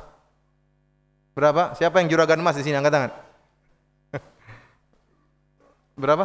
500.000. Sekitar 500.000 atau 600.000. Ya, kalau curinya masih 400.000, makanya tidak dipotong tangan. Makanya kalau orang curi ayam jangan dipotong tangannya, kasihan. Apalagi dibunuh, gara-gara curi ayam. Ya laporkan ke polisi. Ya. Sebagian orang gara-gara curi ayam dibunuh. Ayam harganya berapa? Sampai 600.000. Itu ayam priai aja nggak sampai segitu harganya, 600.000. Kemudian dipukul, kemudian dibakar, kemudian dibunuh. Ini tidak benar seperti ini. Kita jangan emosi kemudian menyelisih syariat Islam. Ada syariat. Jadi yang diboleh potong tangannya kalau harganya sampai rubu' dinar. Kemudian kata beliau, Al-Imam Syafi'i rahimahullah, mushafan kana au saifan au ghairahu. Seluruhnya, pokoknya harganya sampai 1/4 dinar, maka dipotong tangan. Apakah itu mushaf yang harganya sekian, ataukah pedang yang harganya sekian, ataukah selainnya. Kalau benda yang dicuri lebih dari 1/4 dinar, maka dipotong tangan. Mimma yahillu thamanahu. Yang penting barang-barang tersebut harganya halal. Seperti mushaf halal diperjualbelikan.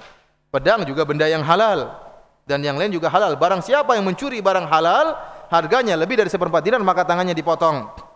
Kemudian kata Imam Syafi'i, fa in saraka khamran aw khinziran, kalau dia mencuri bir dan mencuri babi, bir halal atau tidak? Haram. Babi haram. Maka barang siapa yang mencuri bir atau mencuri babi, lam yuqta li'anna hadha haramus tsaman, maka tangannya tidak dipotong. Kenapa? Karena barang yang dicuri ini barang yang haram. Jadi meskipun babi dicuri 100 ekor harganya sampai 50 juta, tidak dipotong tangannya. Kenapa? Karena babi hukumnya apa? Haram. Meskipun bir-bir yang harganya mahal yang sudah disimpan mungkin 120 tahun, harganya sampai puluhan juta, tetap saja tidak dipotong tangannya. Kenapa? Dia barang haram. Li'anna hadha haramus tsaman. Kata Imam Syafi'i, karena ini benda-benda yang haram. Wala yuqta fi tsamanit tumbur walal mizmar. Demikian juga tidak dipotong tangan seorang kalau mencuri seluring, mencuri alat musik, tidak apa-apa. Kecapi dicuri tidak apa-apa. Bukan apa-apa, tapi tidak dipotong apa? Tangannya. Lihat di sini Al-Imam Syafi'i menyamakan mencuri seruling, mencuri kecapi sama seperti mencuri apa? Bir dan babi, sama-sama tidak dipotong tangannya. Kenapa? Karena dua benda ini benda yang haram. Kalau ada orang yang curi tidak boleh dipotong tangannya. Tidak dipotong tangannya. Kemudian Imam Syafi'i juga berkata dalam mengenai hukum di antara orang-orang kafir ahli jizyah, ahli zimmah, Imam Syafi'i mengatakan, walau kasara lahu tumburan atau mizmaran atau kabaran, kalau seandainya ada orang yang merusak alat musiknya, dirusakin, serulingnya dipatahin misalnya, gitarnya dipatahin, kata beliau, fala syai'a alaihi, maka dia tidak harus bayar apa-apa. Wa hakadha law kasaraha nasraniyun li muslim aw nasraniyun aw yahudiyun aw musta'manun aw kasara muslimun li wahid. In haula'i abtalat dzalika kullahu. Kata beliau demikian juga kalau ada orang Nasrani. Orang Nasrani masuk ke rumah orang muslim, dapat gitar, dia banting gitar tersebut. Dia jadikan kayu bakar misalnya. Dia ambil piano kemudian dia hancurkan. Yang masuk orang Nasrani atau orang Yahudi. Dan mereka tinggal, ini dalam ini konteks Imam Syafi'i berbicara tentang ahlu zimmah, orang-orang Yahudi dan Nasrani yang tinggal di bawah kekuasaan kaum muslimin. Mereka bayar jizyah. Namun seandainya mereka membuat kriminal dan mereka masuk di rumahnya seorang muslim, menghancurkan gitar, menghancurkan kecapi, piano dan lainnya, maka mereka tidak harus bayar apa-apa, tidak ada denda. Kenapa? Karena barang-barang tersebut barang-barang yang apa? Haram. Tidak ada denda sama sekali. Makanya kalau antum, misalnya antum masuk di toko jual alat musik, terus antum hancurkan, antum bilang ini Imam Syafi'i bilang begini, tidak apa-apa dihancurin. Katanya tidak apa-apa, tapi saya telepon polisi dulu. Tapi secara hukum syari antum tidak apa-apa, tidak suruh bayar tapi digebukin sama mereka. Intinya apa, ikhwan? Ya, intinya Imam Syafi'i menjelaskan bahwasanya menghancurkan alat-alat musik tidak harus bayar apa-apa. Ini alat yang haram. Mencuri juga tidak harus dipotong tangannya. Kenapa? Yang dicuri adalah benda-benda yang haram. Bahkan ya, ulama Syafi'iyah khilaf tentang masalah main alat musik ini. Hukumnya dosa besar atau dosa kecil? Intinya berdosa. Setelah mereka sepakat ini merupakan apa? Dosa. Di antaranya ada yang memasukkan main musik dalam dosa besar seperti Ibnu Hajar Al-Haytami. Tanya seluruh ustadz Syafi'i, mazhab Syafi'i. Tanya seluruh ustadz Aswaja. Mereka kenal siapa Ibnu Hajar Al-Haytami yang datang setelah Imam Nawawi.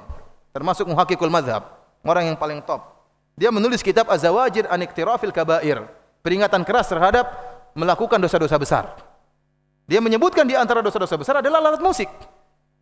Dia masukkan dalam dosa-dosa besar adalah alat-alat musik. Kemudian beliau berkata juga, wa qad ulima min ghairi syakkin anna Syafi'i radhiyallahu anhu harrama sa'ira anwa'iz zamar. Dan telah diketahui dari Imam Syafi'i radhiyallahu anhu tanpa ada keraguan sama sekali bahwasanya Imam Syafi'i mengharamkan segala bentuk alat musik. Alat musik semuanya haram. Yang halal cuma apa? Rebana, duf. Rebana itu pun boleh dilakukan tatkala walimah. Allah alam bisawab, karena rebana enggak ada nadanya, enggak ada do re mi fa sol la si do nya. Jadi dung dung dung dung gitu aja. Tapi kalau nya ada do re mi fa sol la si do si la sol fa mi re do, ya itu repot seperti itu. Tapi kalau rebana enggak ada. Mau ditungut tetap aja enggak ada nadanya. Enggak ada nadanya. Oleh karenanya tidak apa namanya? Berbeda, dan itu dikhususkan tatkala walimah. Yang lainnya alat musik haram. Seluruh, kata dia, seluruh alat-alat musik.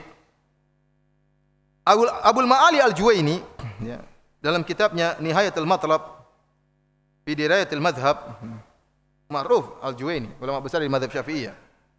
Dia mengatakan wal bidayatu fi hadzal fan bi tahrimil ma'azif wal autar. Mengharamkan seluruh alat musik dan seluruh alat-alat ada senarnya. Seluruh alat-alat musik dan seluruh yang ada senar-senarnya, mau gitar, mau kecapi, mau biola, semuanya haram.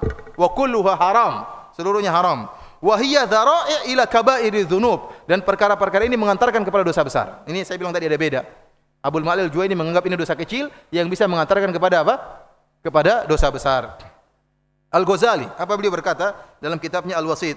Beliau berkata, "Al-ma'azif wal autar haramun li'annaha tushawwiqu ila syurbi." Bahwasanya alat-alat musik dan senar-senar semuanya haram dan mengantarkan orang untuk rindu kepada minum khamar. Ini karena sangat dekat antara musik dengan apa? Dengan khamar. Wa huwa syi'arus syurb, dan musik adalah syiarnya para peminum khamar. Faharumat tashabbuhu bihim. Lihat, ilahnya disebutkan, maka tidak boleh seorang bertasyabuh dengan para peminum khamar yang suka main musik. Jadi orang yang main musik bertasyabuh dengan dua kelompok. Pertama, bertasyabuh dengan orang-orang Nasrani yang beribadah dengan alat musik.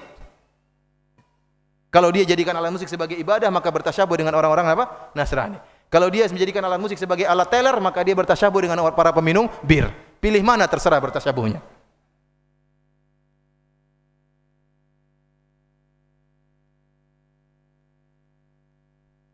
Demikian juga perkataan Imam Nawawi rahimahullah. Beliau berkata, bi ba'dil alatil ghina mimma huwa min syiari syaribil khamar. Dia mengatakan sebagian alat-alat musik yang dia merupakan syiarnya para peminum khamar. Demikian saya nukilkan juga perkataan Syekhul Islam Zakaria Al-Ansari, kemudian As-Subki, ya, Ar-Ramli, seluruh ulama Syafi'iyah, Asy-Syarbini, Ibnu Hajar Al-Haytami, dan seluruh mereka menjelaskan tentang hukum haramnya alat-alat musik. Kemudian lihat halaman 67, saya sebutkan tentang ijma ulama tentang haramnya musik, halaman 67 dan seterusnya. Halaman 68 saya sebutkan perkataan dari berbagai ulama mazhab. Pertama, Ibnu Jarir At-Tabari, pemilik tafsir, dia menyebutkan tentang waqfaqat ajma ulamaul amsar ala karahatil ghina wal man'i minhu. Para ulama seluruh negeri telah berijma untuk membencinya nyanyian dan larangan untuk nyanyian. Al-Baghawi dari mazhab Syafi'i juga menukil ijma yang wafat pada tahun 516 Hijriah. Dia mengatakan wattafaqu ala tahrimil mazamir wal malahi wal ma'azif, dan mereka para ulama telah sepakat akan haramnya seluruh alat musik. Ibnu Qudamah juga dari mazhab Hambali yang wafat 540 Hijriah. Beliau mengatakan wa amma alatul lahwi wa katumbur wal mizmar wa syababa fala qat'a fihi annahu alatun lil ma'siyah bil ijma'. Adapun alat-alat musik seperti seruling, kecapi dan yang lainnya, maka ini tidak ada dipotong tangan kalau mencuri alat-alat ini. Kenapa? Annahu alatun lil ma'siyah, karena ini alat-alat untuk bermaksiat bil ijma', dengan ijma' para ulama. Karena ini alat maksiat, maka kalau dicuri tidak perlu dipotong tangan. Ijma' ulama ini alat maksiat. Abul Abbas Al-Qurtubi dari mazhab Maliki juga berkata demikian. Fa amma ma abda'u sufiyah al-yaum. Lihat, perhatikan. Abul Abbas Al-Qurtubi dia mengatakan, fa amma ma abda'ahu sufiyah al-yaum min al-idman ala sama'il maghani bil alatil mutribah fa min qabili ma la yukhtalafu fihi bi tahrimihi. Kata beliau, adapun perkara-perkara yang dibuat oleh orang sufiyah pada hari ini, tahun berapa dia? Tahun 656 Hijriah. Adapun perbuatan orang-orang sufiyah yang mendengarkan nyanyian, kata beliau, ya, adapun apa yang dilakukan oleh orang-orang sufiyah sekarang pada hari ini, yang mereka terbiasa mendengarkan nyanyian-nyanyian yang dilatunkan dengan alat-alat musik, famin qabili ma la yukhtalafu fihi, maka termasuk dari perkara yang tidak diperselisihkan oleh para ulama akan keharamannya. Dikarenakan ini peringatan kepada orang-orang yang mereka beribadah dengan alat-alat musik, maka diingkari oleh para ulama sejak dahulu. Kenapa Imam Syafi'i meninggalkan Baghdad? Karena takbir. Coba tanya kepada mereka, apa makna takbir? Takbir adalah orang-orang sufi yang mereka bermain musik, ya. Maka kota Baghdad ditinggalkan oleh Imam Syafi'i rahimahullah, ya. Di antaranya karena ada kaum yang memainkan apa? Alat-alat seperti ini.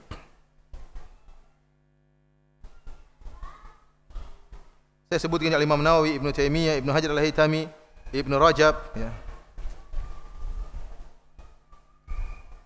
Semuanya sepakat akan haramnya musik. Para hadirin rahmati Allah Subhanahu wa taala, memang berat, ya. meninggalkan musik ya. Terutama orang-orang yang sudah musiknya sudah jadi darah daging atau terlahirkan sudah pakai musik ya. Artinya sudah dari awal sudah dengar musik, sejak kecil orang tuanya sudah dengerin musik. Gimana? Sudah mendarah daging. Ya, untuk meninggalkan musik bukan perkara yang mudah, namun perlu perjuangan. Namun jika dia bertekad maka dia akan bisa meninggalkan ya. Dia akan bisa meninggalkan. Sampai-sampai ada seorang sahabat saya yang benar-benar jago main musik. Dia bilang, "Ustaz, semua musik haram tidak apa-apa, Ustaz. Tapi satu, Ustaz, kalau bisa ada dalilnya, Ustaz." Boleh. Dia pemain piano. Yang piano jangan, Ustaz. Apa enggak ada dalilnya, Ustaz, yang menghalalkan piano? Coba dari kanan, dari kiri, dari bawah, dari mungkin ada yang menghalalkan. Yang lain tidak apa-apa haram, yang ini jangan katanya. Artinya saking beratnya apa? Meninggalkan apa? Alat musik. Apalagi kita kalau pergi ke jalan-jalan ya. Saya alhamdulillah kalau pergi kemana-mana, kalau musiknya musik lagu-lagu baru, insya Allah enggak terlalu terpengaruh. Tapi kalau lagu-lagu nostalgia ini repot. Kadang disebutkan satu nada, dua nada, langsung murojaahnya keluar semua. Nah, repot seperti ini, beserta dengan kunci-kuncinya, beserta dengan subhanallah, auzubillahi minasyaitonirrajim. Murojaah Quran setengah mati, diulang-ulang enggak keluar-keluar, musik baru cekleng langsung keluar semuanya. Vokalisnya, semuanya. Syaitan memang apa? Benar-benar melalaikan orang. Ya, lagu-lagu nostalgia ini yang repot ya. Namun seorang berusaha bertakwa kepada Allah Subhanahu wa taala, ya. Ya kita kemarin Ustaz artinya banyak juga teman-teman yang dulu bekas pemusik ya. Sebenarnya kadang-kadang setan datang dalam mimpi kita. Kita sudah enggak pernah dengar musik. Tahu-tahu setan datang kita main musik dalam tidur apa main? Main musik.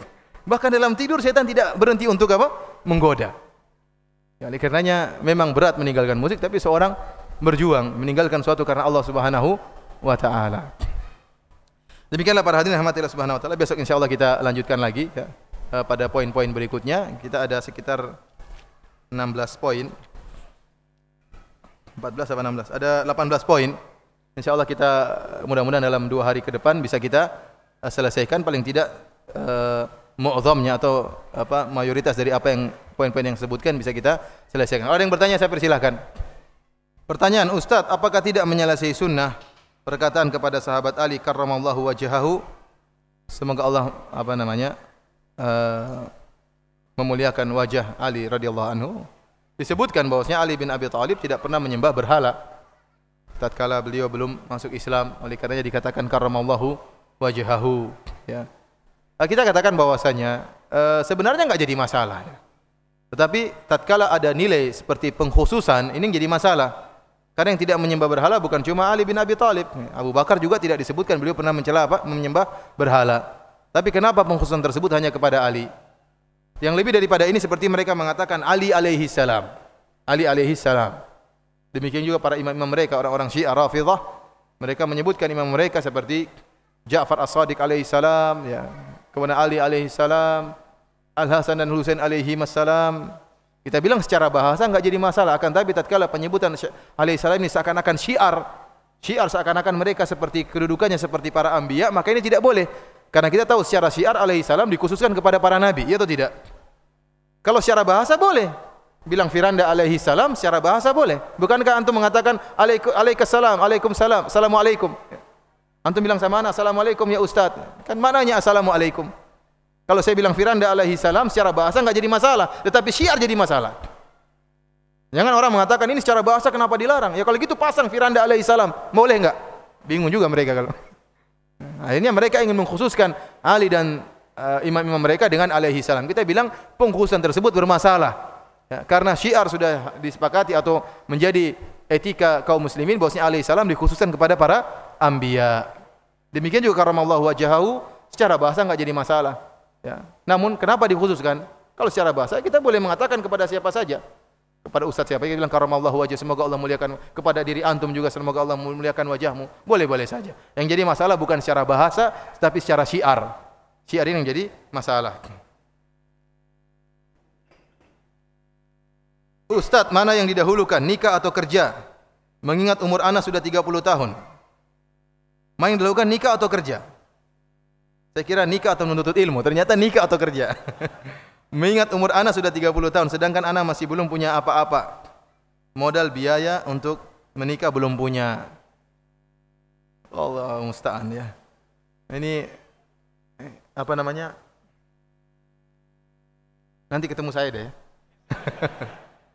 Menikah bagaimana nggak punya modal? Harus punya modal. Nggak punya modal siapa yang mau akhwat sama ente nggak punya modal? Ya kecuali ada akhwat yang mau, ente harus jujur. Saya belum punya kerjaan. Kalau mau nikah ya nah, tapi ya kalau ada yang mau nggak jadi masalah, nggak ada yang larang. Siapa tahu istrinya orang kaya, ya istrinya malah mau kasih modal, ya alhamdulillah. Ya. Tapi kalau tidak punya modal kemudian berharap nikah, ya kalau ditolak ya salah sendiri ya, salah sendiri. Rasulullah SAW mengatakan, ya ma'syarul syabab man istata'a minkumul ba'a falyatazawwaj. Faman lam yastati', wahai para pemuda, barang siapa yang antara kalian memiliki kemampuan menikah maka menikahlah. Barang siapa yang tidak mampu, para ulama tatkala menjelaskan makna al-ba'ah semuanya kembali kepada makna kemampuan memberi nafkah. Makanya barang siapa yang tidak mampu fa alaihi bisyam, maka hendaknya puasa. Ini menunjukkan nikah harus punya modal. Nikah harus punya modal. Tapi tidak apa, nanti kalau yang tanya boleh ketemu saya. Tapi seandainya kalau ada akhwat yang mau dinikahi kemudian tidak malah dia mau kasih modal, ya alhamdulillah. Ya kalau siapa tahu ada, nggak jadi masalah. Ustaz, apakah sholat Jumat bisa dijamak dengan sholat asar bagi musafir? Ini masalah khilafiyah di antara para ulama dengan khilaf yang kuat antara jamak antara sholat Jumat dengan sholat asar. Wallahu a'lam bishawab, saya lebih condong pada bolehnya menjamak antara sholat asar dengan sholat Jumat, mengingat dikiaskan dengan sholat duhur dengan sholat asar. Ya. Karena memang benar bahwasanya Nabi SAW tidak pernah menjamak antara sholat Jumat dengan sholat asar. Karena memang kalau Rasulullah lagi safar, beliau tidak sholat Jumat. Ya atau tidak? Kalau beliau safar, beliau sholat Jumat enggak? Beliau tidak sholat Jumat. Maka bagaimana mau dibayangkan sholat Jumat digabungkan dengan sholat apa? Asar. Ya, sementara beliau tatkala, kan pertanyaannya begini, Ustaz, apakah seorang musafir boleh menggabungkan antara sholat Jumat dengan sholat asar? Kita bilang tidak ada dalilnya dari Nabi, karena memang tidak ada kondisi seperti itu. Karena Nabi tatkala musafir tidak sholat Jumat, ya kapan dia mau gabungkan Jumat dengan asar? Wong tatkala musafir tidak pernah sholat Jumat. Namun berbeda sekarang kasusnya, sekarang banyak orang musafir yang mampir sholat Jumat. Ini jadi yang kedua yang mengatakan tidak boleh, mereka berdalil dengan kisah istisqa'nya Nabi SAW. Tatkala Nabi SAW lagi berkhutbah, tahu-tahu datang seorang mengatakan, ya Rasulullah, halakatil amwal wa qata'atis subul. Ya Rasulullah, sungguh hewan-hewan telah binasa, jalan-jalan telah terputus, ya Rasulullah, ud'ullaha an yughithana. Berdoalah kepada Allah agar menurunkan hujan bagi kami. Maka Rasulullah SAW mengangkat kedua tangannya mengatakan, Allahumma aghithna, Allahumma aghithna. Ya Allah, turunkanlah hujan. Maka tiba-tiba awan berkumpul, kata Anas bin Malik, awan berkumpul tatkala itu tahu-tahu turun hujan yang sangat lebat. Selama seminggu tidak berhenti-berhenti hujan tersebut. Minggu depan orangnya datang lagi, ya Rasulullah, binasa juga, hujan enggak berhenti-berhenti. Tolong berhentikan. Akhirnya Rasulullah SAW minta agar hujan dipindahkan ke tempat-tempat lembah-lembah, ke wadi-wadi dan yang lainnya, bukan ke tempat pemukiman. Intinya disebutkan dalam hadis tersebut tidak dijelaskan bahwasanya Nabi menjamak Jumat dengan asar padahal hujan. Padahal apa? Hujan selama seminggu tidak berhenti. Padahal di antara hal yang membuat orang rukhsah untuk menjamak adalah adanya apa? Hujan. Kata mereka dalil bahwasanya seandainya ada salat jamak pasti akan disebutkan oleh perawi. Bantahannya kita katakan bahwasanya sang perawi sedang berbicara fokus terhadap istisqa. Dan dia tidak menyebutkan Rasulullah menjamak atau tidak menjamak. Mengatakan Rasulullah jamak juga tidak, menyatakan tidak menjamak juga tidak. Dan ingat, hujan itu bukan mewajibkan jamak, tidak. Hujan tidak mewajibkan apa? Jamak, tapi membolehkan untuk apa? Di jamak. Kalau memang Rasulullah SAW menjamak selain Jumat dan kan ada salat maghrib isya juga. Selama seminggu kenapa tidak diriwayatkan satu hadis pun kemudian pada maghrib dan isyanya Rasulullah menjamak meskipun Jumat asarnya tidak dijamak? Kan seminggu ceritanya hujan itu. Masa tidak sehari pun disebutkan Rasulullah menjamak antara maghrib dengan isya atau duhur dan asar hari berikutnya? Karena perawi sedang fokus membicarakan tentang apa? Salat istisqa. Paham? Dia tidak berbicara tentang jamak atau tidak jamak. Karena barang saya mengatakan tidak disebutkan jamak tatkala itu kita katakan demikian juga maghrib isyanya tidak disebutkan jamak. Demikian juga hari besoknya duhur dan asar juga tidak disebutkan jamak. Selama seminggu tidak ada yang menyebutkan Nabi jamak. Paham? Oleh karenanya hadis ini bukan mendukung jamak atau menolak jamak, karena sang perawi sedang memfokuskan tentang pembicaraan tentang sholat turunnya hujan. Kemudian seandainya saya kasih logika begini. Ada seorang khatib, dia berkhutbah Jumat. Maka orang-orang semua menghadiri sholat Jumat. Kemudian akhirnya salat. Didirikanlah salat Jumat. Tatkala didirikan salat Jumat, hujan lebat. Hujan lebat. Pas dia rakaat kedua, kemudian lagi duduk tasyahud, datang orang-orang terlambat. Ada mungkin 100 orang terlambat masuk masjid, masuk dalam salat. Mereka yang terlambat dapat rakaat atau tidak? Di rakaat kedua tasyahud akhir. Tasyahud, ya, tatkala tasyahud. Mereka dapat rakaat atau tidak? Saya tanya ini. Yang benar jawabannya, dapat rakaat atau tidak? Tidak. Kalau mereka tidak dapat rakaat, mereka salat duhur apa salat Jumat? Salat duhur. Baik, mereka salat duhur. Berarti mereka bangun, mereka salat 4 rakaat. Sekarang hujan lebat. Begitu selesai mereka, orang sudah selesai salat Jumat, yang terlambat 100 orang ini pun selesai salat duhur. Kemudian mereka mengatakan, ayo yang terlambat kita jamak. Karena kita tadi salat duhur. Boleh atau tidak mereka jamak? Sepakat boleh. Karena mereka tadi salat apa? Zuhur. Yang sesuai sunnah malah nonton. Paham atau tidak? Kenapa mereka salat Jumat enggak boleh salat apa? Di jamak. Paham saya atau tidak? Maksud saya justru orang yang salah seperti ini diberi rukhsah untuk apa? Menjamak. Sementara yang benar salat Jumatnya enggak boleh jamak. Maka kita katakan memang ada sebagian ulama yang melarang, namun sebagian ulama juga membolehkan, dan saya lebih condong kepada yang membolehkan karena kiasnya dari sisi waktunya. Jumat memang Jumat dengan duhur salat yang berbeda, tapi secara waktu sama waktunya.